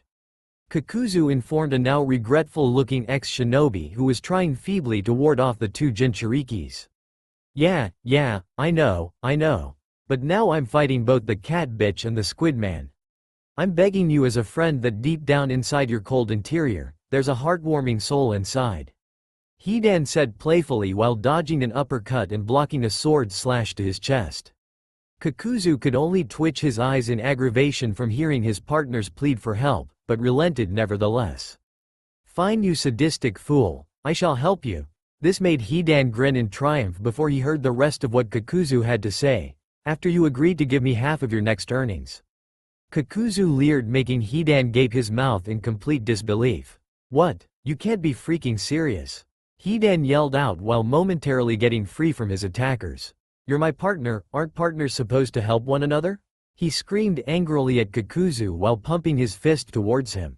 Kakuzu just simply stared at his partner's murderous riot before shrugging his shoulder in indifference, making Hidan even more furious. Don't you shrug your shoulders at me. Hidan cried out, finally getting a reaction from his comrade. But Kakuzu only narrowed his eyes at his partner before pointing in the direction behind him. Look out, he stated, simply making Hidan hastily turn around and confront any danger that he was soon going to face. But it was too late. With a quick slash to the head, Killer Bee smoothly beheaded the loud-mouthed shinobi, and let his head slowly roll of his body and sink down beneath the water's surface. I told him earlier that his immortality would indeed be his downfall. Kakuzu muttered out, emotionless. He watched his partner's body slump down and also begin to sink into the water. The two Jinchurikis now focused all their attention on the last standing Akatsuki member. They were puzzled as to why this man was as emotionless as he was, and why he didn't seem all too affected from the loss of his fellow partner. Sensing their inquiries, he decided to enlighten them a little. I will say it simply. He was not the first partner that I have witnessed killed before. As to why I care little for what just happened. I tended to be the person who killed them. Kakuzu finished before receiving a look of pure shock and disbelief from Yugito and B. Unlike my former partner here, I am not as easily beaten compared to him. He warned while still glaring at the two Jinchurikis. He can't be that powerful, right? I mean, other than protecting his comrade earlier, he hasn't done squat. Yugito told herself before her thoughts were intruded by her friend, B. True, he hasn't done nothing. But he definitely is something. B rapped out coherently, making Yugito once again smile a bit from her fellow Jinchuriki's horrible rapping skills. At least it rhymes, kinda. Yugito thought humorously to herself before diverting her attention back at the dangerous-looking man. Kakuzu watched both Jinchurikis with an intense stare before proceeding with his next move. Leaning forward, his back all of a suddenly ripped open, releasing 4 large streams of blankets of threads that finally formed into 4 monstrous bodies with a mask for their faces. Yugito and B could only watch the scene with utter distaste. When he was finally done doing whatever he was doing, Kakuzu looked back up and cracked his knuckles in preparation. I'd like to introduce you to my 5 hearts, which includes myself personally, he said while bowing down to them. But the two Jinchurikis could only gape in fear at what they were seeing. No way. He truly is immortal, Yugito whispered to herself while slowly beginning to shake in fear from the sudden realization. Calm down, Yugito. No one is truly immortal, not even the man in front of us. Hachibi chimed in, trying desperately to raise his fellow Jinchuriki's morale up.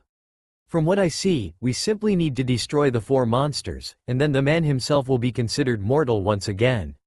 Hachibi guessed, making everyone listening to him nod in understanding. But how? They don't look that weak, Yugito replied, still surrounded by fear. B narrowed his eyes from behind his sunglasses and rubbed his chin in thought. Enough of this planning, attack or else I will do it for you. Kakuzu yelled out in impatience while beginning to slowly walk towards the two Jinchurikis. Gah, this is gonna totally suck right now, Yugito complained before flashing through several hand signs. Hitsuji, Uma, Mi, Tatsu, Nei, Ushi, Tora. She listed out in her thoughts while kneading her chakra into flames. Fire style. Dragon flame bomb. She cried before releasing a large torrent of flames from her mouth that quickly took the shape of a dragon. The dragon then began to split into 3 different directions, left, right, and directly towards Kakuzu, who could only gaze at the B-rank jutsu with indifference.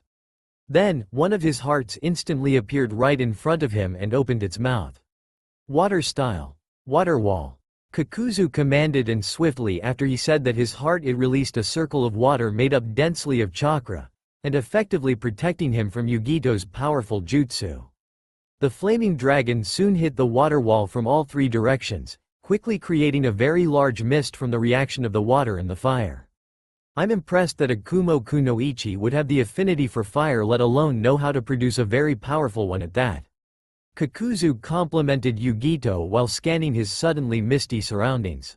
Damn, that really took a lot out of me, Yugito huffed out before dropping down to one knee.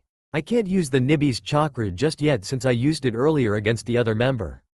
Yugito closed her eyes and allowed herself some moment of rest because she knew that her other partner would pick up her slack since she was now almost spent from that last jutsu. Kakuzu was still gazing around calmly while slowly walking towards where Yugito had been seen previously. But that was when he realized too late that he had momentarily forgotten about the other Jinchuriki.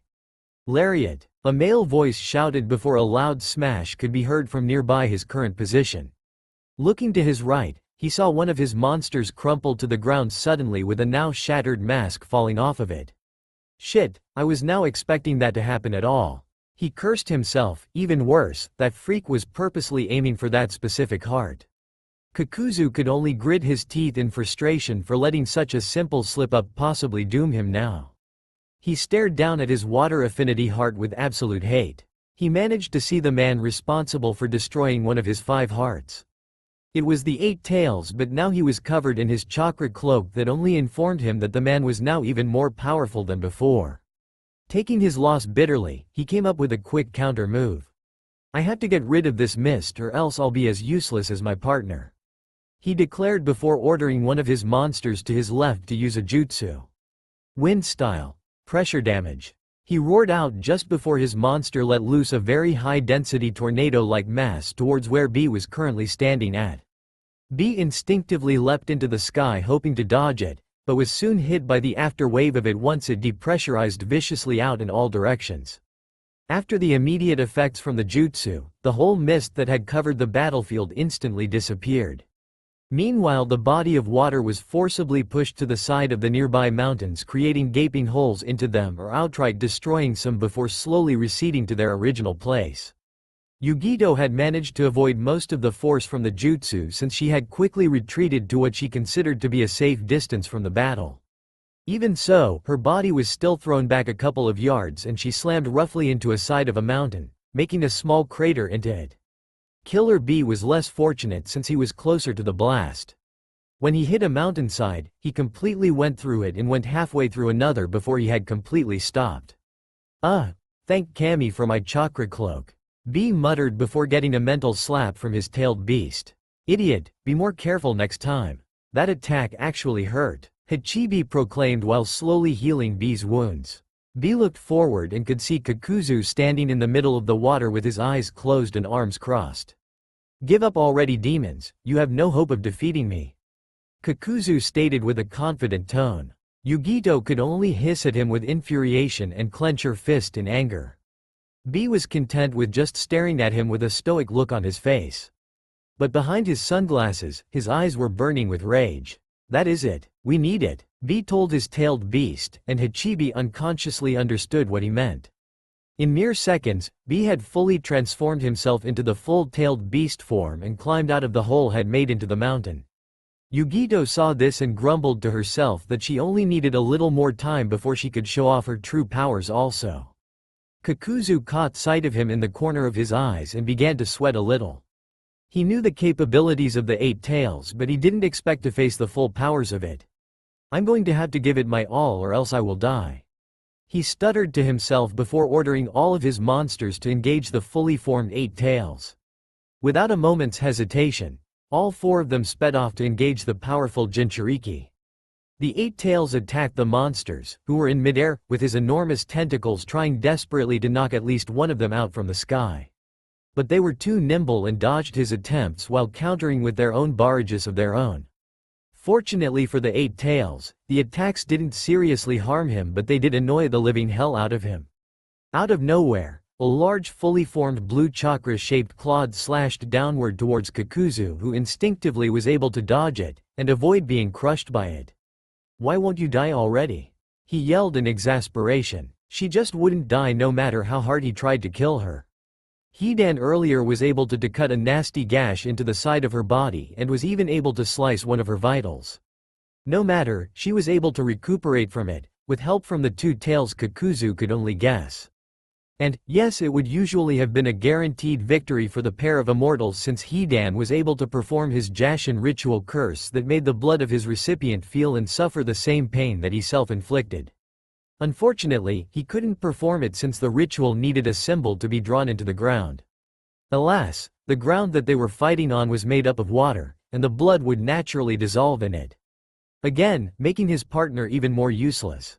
"You know you can't kill a cat with one blow alone. I still have 8 lives left if I remember right," Yugito said while winking at Kakuzu, who was now getting quite frustrated with the Jinchuriki. "I can't keep dodging her attacks. She too fast and I'm getting—" He couldn't complete his thought when one of Nibi's tails exploded out from under the water and pierced his heart that was located at the back of his body. Coughing out blood, Kakuzu forced himself to look up into Yugito's eyes and return his own glare that showed disbelief and fury. "I should have seen that coming. Such lowly tactic for any shinobi. It seems you ninjas can only attack from the behind." He coughed out before his legs gave out from under and his body fell lifelessly into the water. But Yugito looked at Kakuzu's floating body with disgust. "No, it is you that is lowly.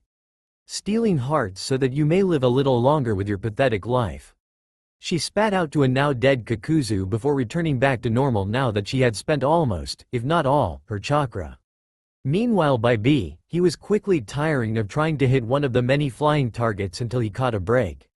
He managed to grasp onto 2 of the 3 monsters when, to his bewilderment, they abruptly stopped dead in their tracks, allowing for him to grab 2 of them. The last one quickly sped off back towards where Kakuzu was now floating lifelessly along the surface of the water.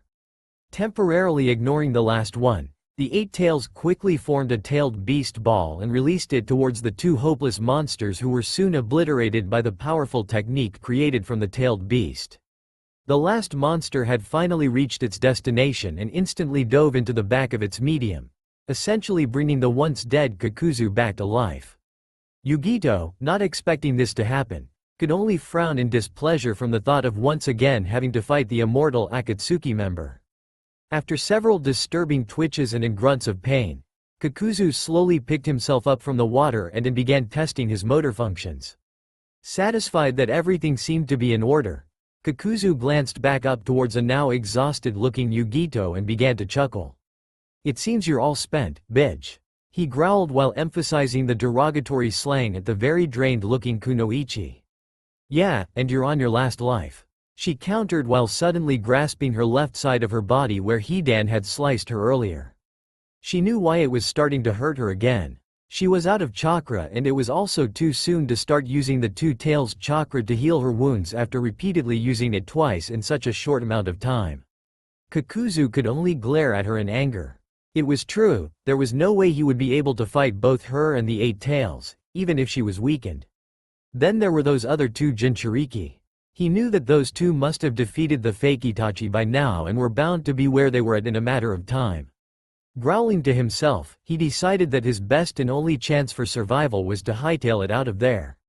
Turning his head to the left, he noticed the Eight Tails beginning to get closer and closer to where he was and quickly decided to leave immediately. Without another word to Yugito, he launched himself towards the opposite direction and began fleeing for his life. Yugito, trying to pursue him, only managed to make it 2 steps before she collapsed onto one knee in exhaustion and pain.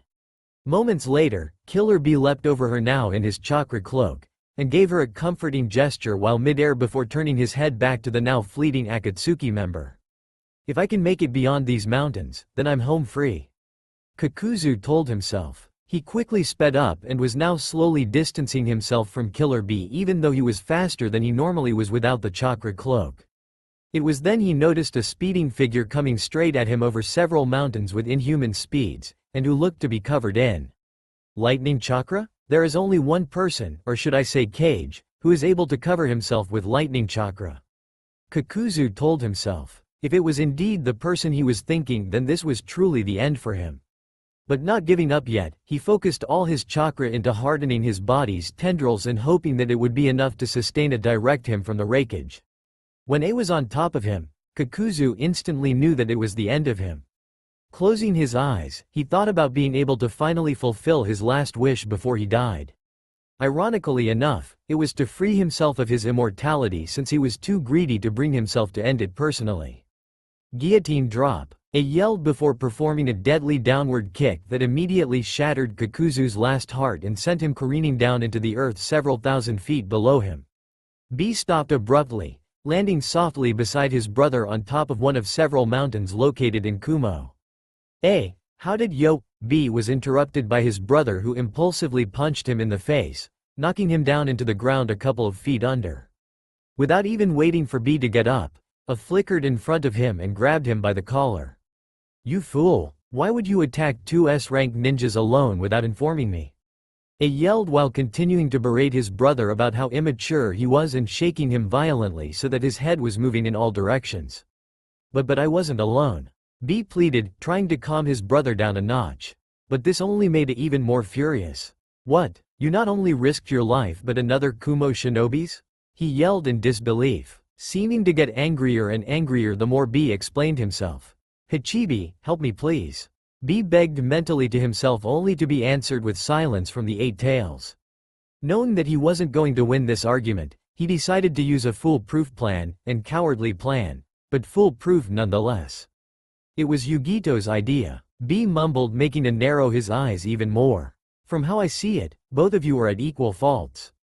The wreckage squawked. "And because of your little heroics, both of you are confined to house arrest for as long as I say so," he finalized. B could handle being in house arrest because he had experienced it several times throughout his life.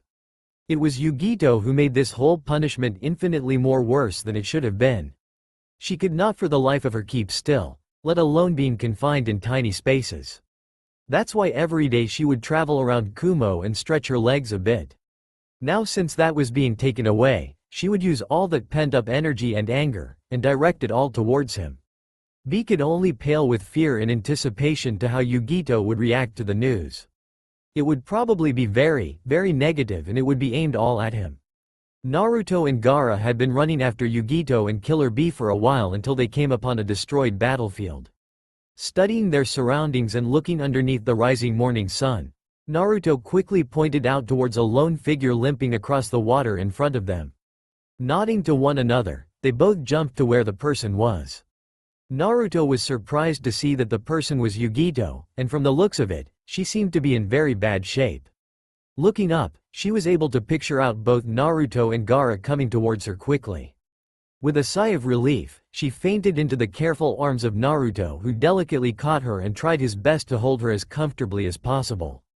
Gazing down at her peaceful face, he couldn't stop himself from chuckling. She really does look like a cat, he thought before glancing around the battle area. From what he could see, there was no one else but them. He looked back at Gaara, who silently nodded his confirmation that the two Akatsuki members had indeed been defeated by these two Jinchuriki. Sighing to himself, he lifted both himself and Yugito up bridal style and began to travel back to Kumo. "So where do you think Octopops is?" Naruto asked, making Gaara raise an eyebrow at the unusual name. "Who?" Gaara asked calmly, unsure to whom Naruto was talking about. "Eight Tails. You know, Octopops," Naruto explained while mimicking his hands from underneath Yugito to act like small tentacles. Gaara could only frown at Naruto's odd nickname choice but immediately thought little into it.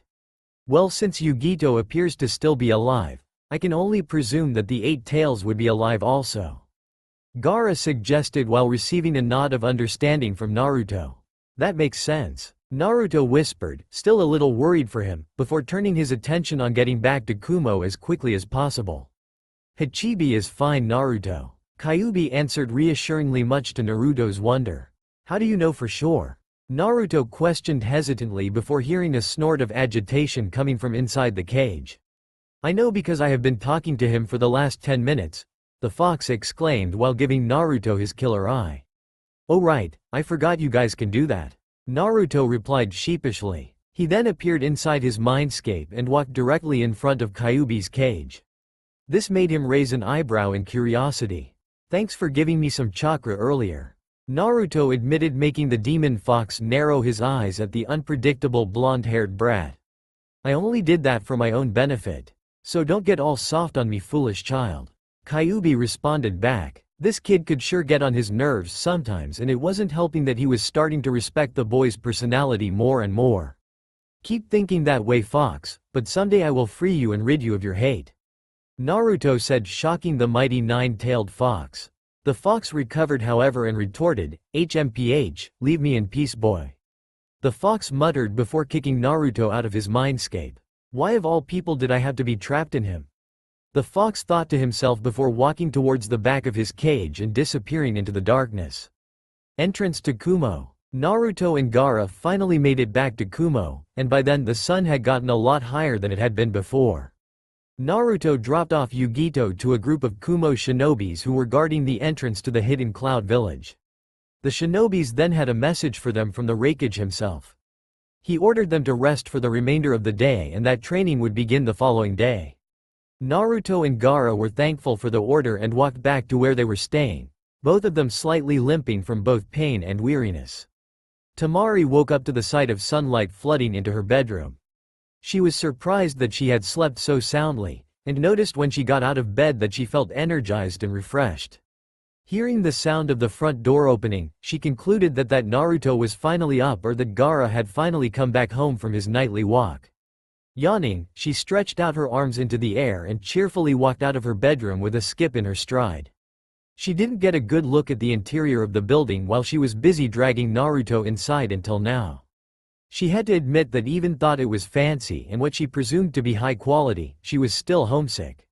Shaking her head from the thought, she finally made it to the entrance of the compound where she was met with a curious scene. There, leaning against the wall, was both Naruto and Gaara struggling mightily to hold themselves up.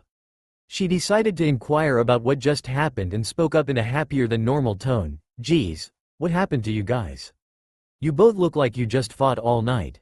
She pointed out, making both Naruto and Gaara sigh in unison before both of them collapsed in utter exhaustion. "Huh? Was it something I said?"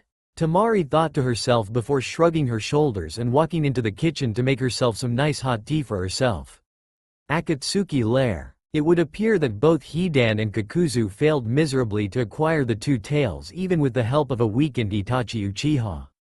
A woman informed several shinobis who all surrounded a strange demonic-looking statue. "Yes, their deaths are but a slight speed bump to our plans.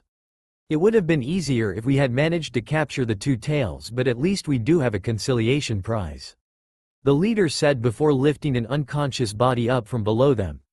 "At least one of our two-man teams was able to capture a Jinchuriki," he muttered disdainfully to himself, while a certain shark-skinned swordsman grinned and elbowed his partner in glee. "This is no time to be celebrating Kisame Hoshigaki," an emotionless-looking figure with red pinwheel eyes murmured to his partner. "Aren't you ever gonna show any emotions, Itachi?" Kisame questioned before being answered with a slight shake of the head from the young Uchiha. "Then let me celebrate, damn it." Kisame growled before giving everyone in the group a wink and a piece of his mind, his middle finger to be exact. Itachi could only envelope his face with his hand in disgrace. "Enough fooling around," the leader yelled, making Kisame reluctantly stop his immature show of accomplishment. "Since we have been forced to skip a couple of steps, this process of extracting the four tails will take twice as long than it normally would."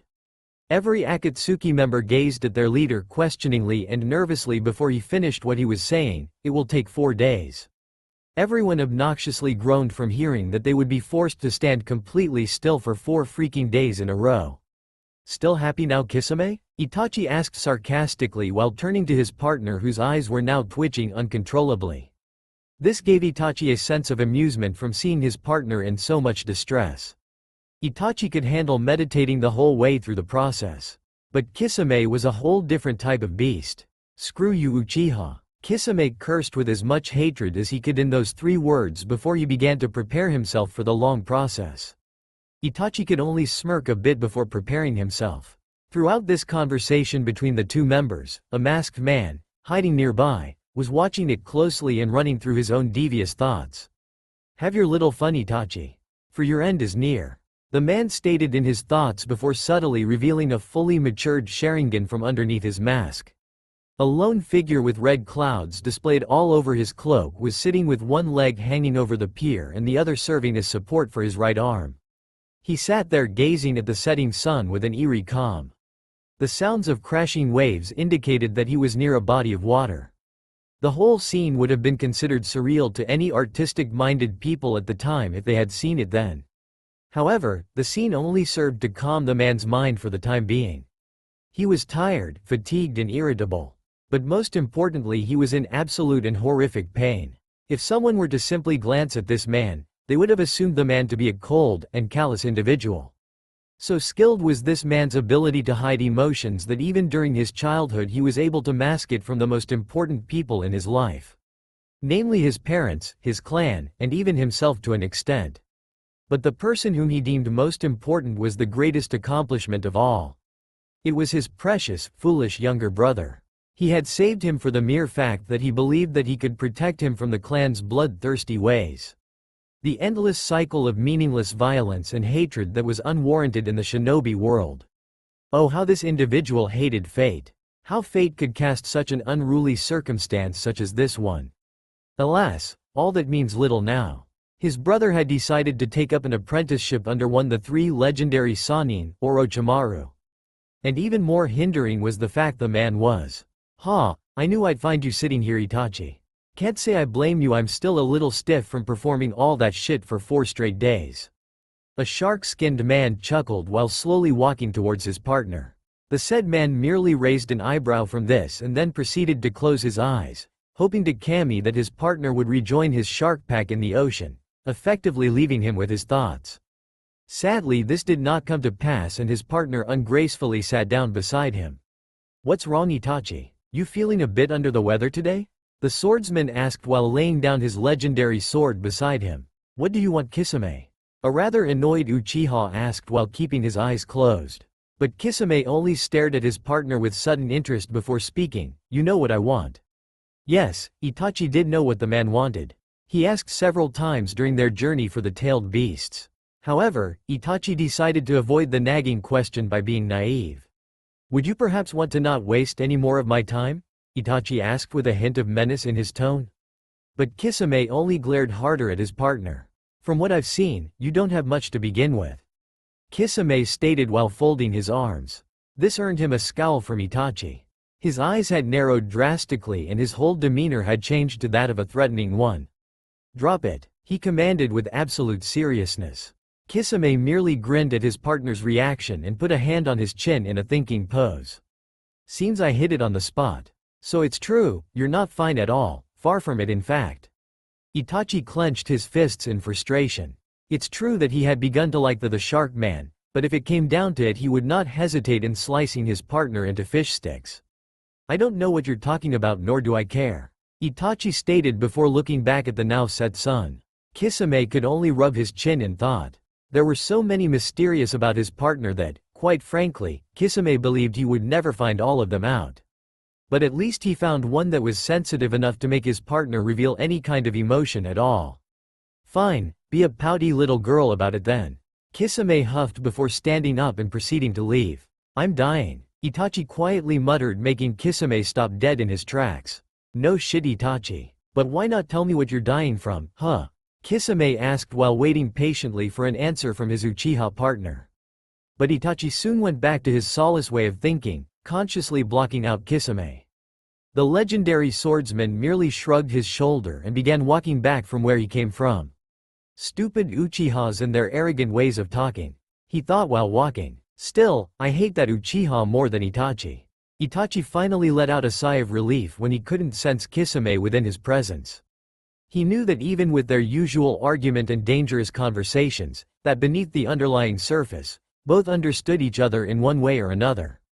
Because of this, he firmly believed that Kisame would not proceed to blurt out his secret to the rest of the world, specifically, the other Akatsuki members. Coughing suddenly, Itachi grasped his chest in agony and began convulsing out blood from his mouth. The blood that was steadily streaming out had rapidly begun to pour out in an excessive amount shortly after. Quickly, Itachi's right hand dove for one of his hidden pockets in his cloak and pulled out several different colored pills. He then swiftly shoved all of the brightly colored pills into his mouth and began swallowing all of them with great effort. After about 5 minutes, the convulsions had ended, signaling the end of one of his minor lapses. Breathing heavily, he glanced towards his left arm and noticed that it was still shaking. He wouldn't be able to do anything for it at the moment. Taking a deep breath in, Itachi began to reminisce about the recent past. Particularly, the previous year when he met the last surviving heir to the Namikaze and the son to Kushina Uzumaki. Yes, their meeting was indeed quite interesting. 1 year ago. Pervy sage, where are we going? An annoyed boy asked while glaring daggers from the corner of his eyes at an equally annoyed man. Oh, put a lid on it, Naruto. I've told you beforehand that we were going to meet up with one of my spies for information regarding the Akatsuki. Jiraiya stated while rubbing his forehead in annoyance. I remember, but why of all things does it have to be at a bar? I can't even drink yet. Naruto growled out while trying desperately to control his temper. Besides, I bet you're only going there to pick up drunk women for your research. This made Jiraiya form a tick mark and he suddenly grabbed his student's ear with his left hand. Ow, ow, ow, ow, ow, ow. Naruto yelled out while trying desperately to escape his mentor's solid grasp with no success.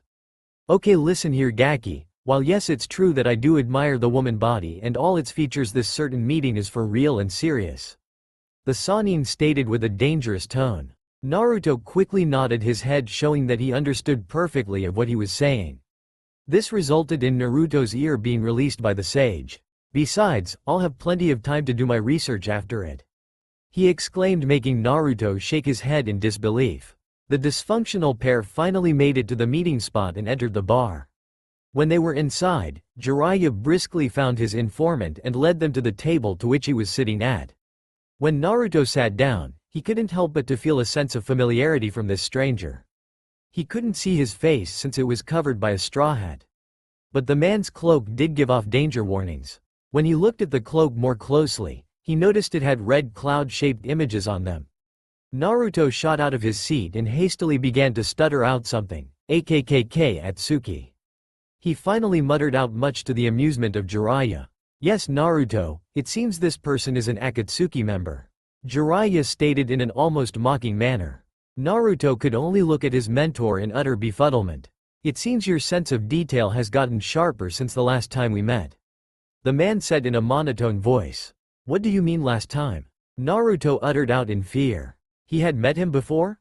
But the only Akatsuki member he had ever met was Kisame.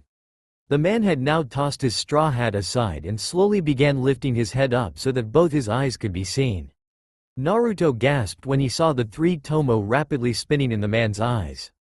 It was indeed that man, the only other man who possessed the mighty Sharingan other than his brother, Sasuke. "Itachi Uchiha!" Naruto almost yelled while quickly assuming a battle stance. But he was interrupted when he felt a firm grasp on his right shoulder. Peering over his right shoulder, he noticed that it was his sensei's hand on his shoulder. "As much as it would humor me to see you both fight, I think it's best if you treated our spy with some respect," Jiraiya said while taking a small sip of sake in front of him. "He's the informant?" Naruto screamed in his head. "Don't you know who this is? He's an S-ranked criminal who mercilessly massacred his whole clan for the sole reason of testing his abilities," Naruto yelled out while pointing an accusing finger towards the guilty Uchiha. But Itachi merely blinked an eye at his statement and began to also drink his sake. "Is that what my foolish little brother told you?" Itachi asked, already knowing the answer.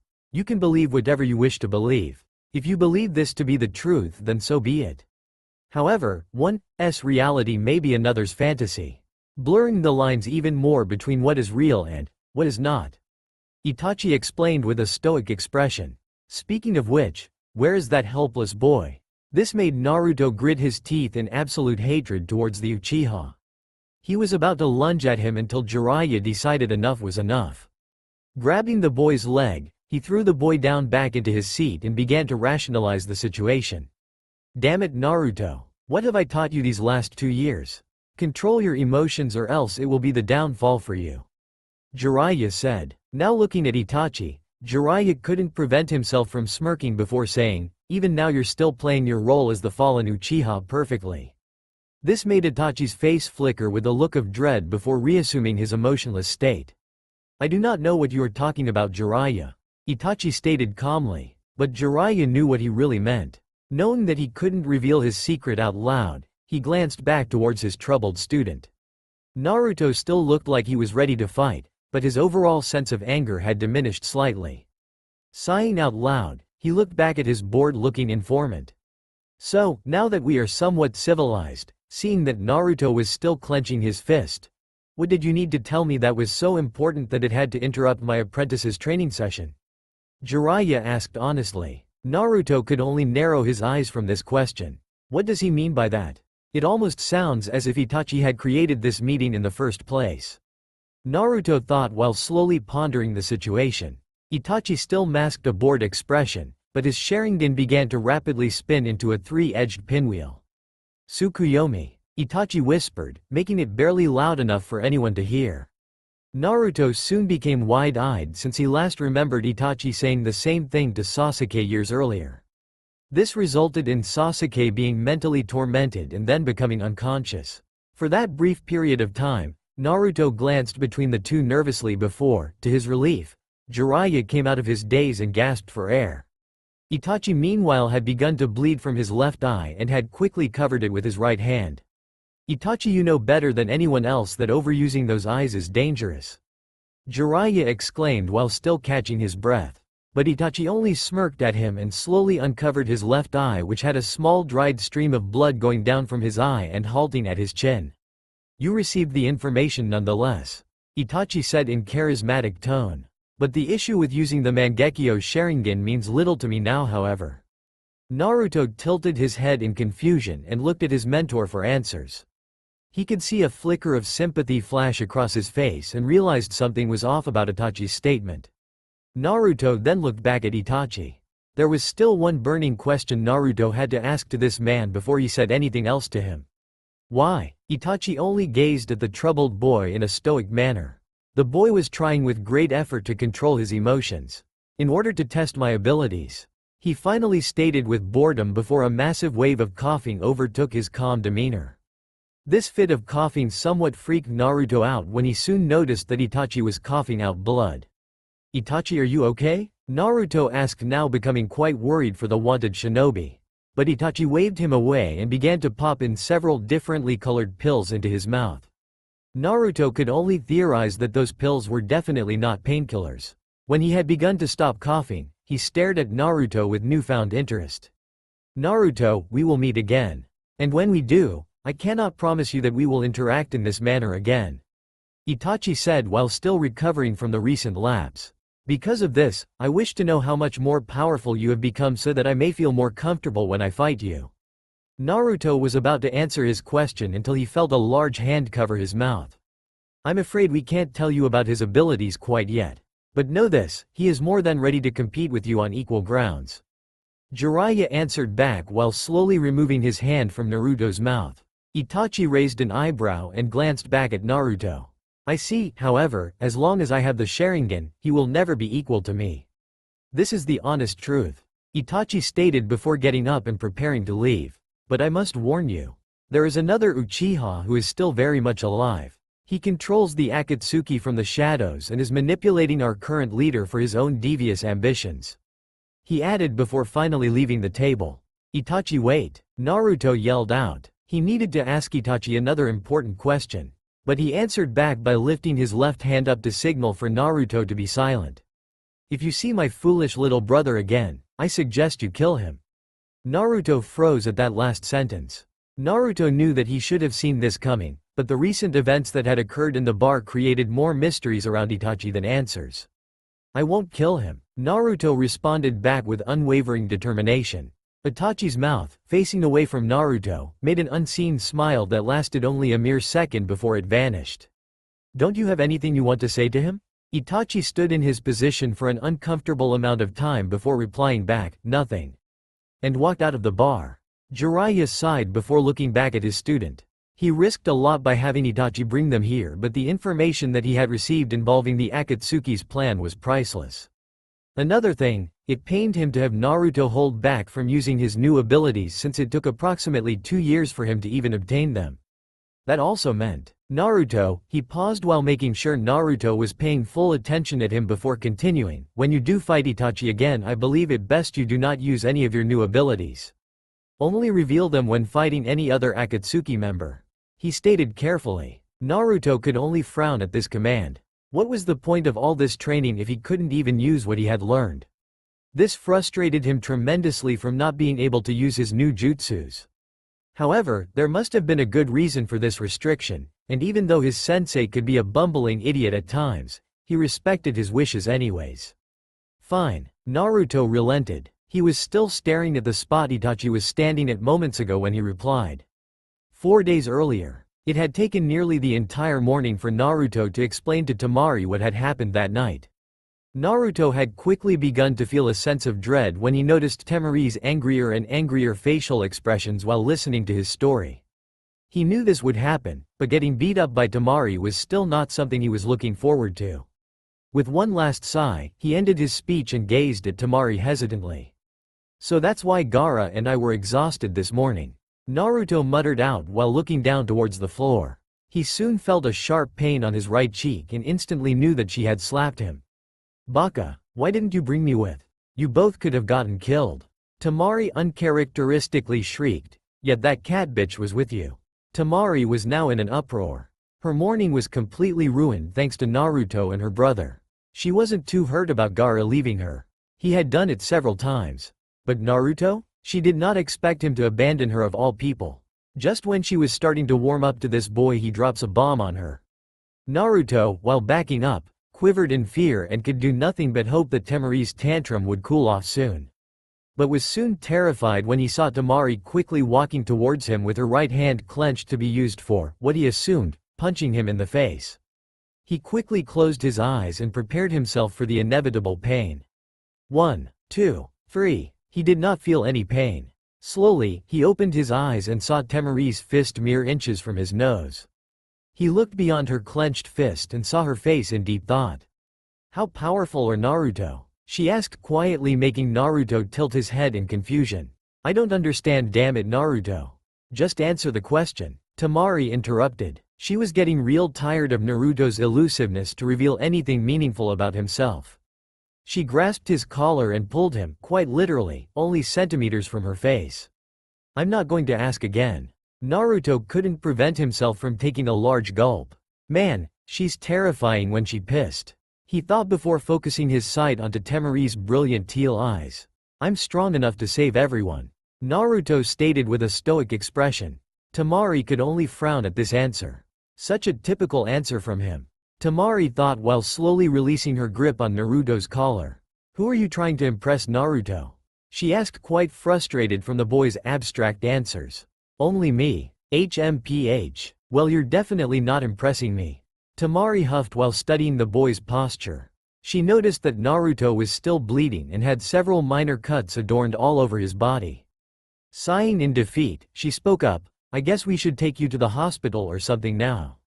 But this only made Naruto smirk for some apparent reason. No way. I'll be fine, and no, that was not a suggestion. Temari yelled before gripping Naruto's ear with a vice-like grip and leading him towards the nearest hospital. Hey, let me go. I was serious when I said I would be fine, Naruto argued while trying desperately to escape Temari's death grip on his ear. He almost escaped until a large stream of sand prevented him from running off. Looking up, he saw Gaara standing idly on top of the roof. Why are you always on her side? Naruto screamed at Gaara before being recaptured by Temari.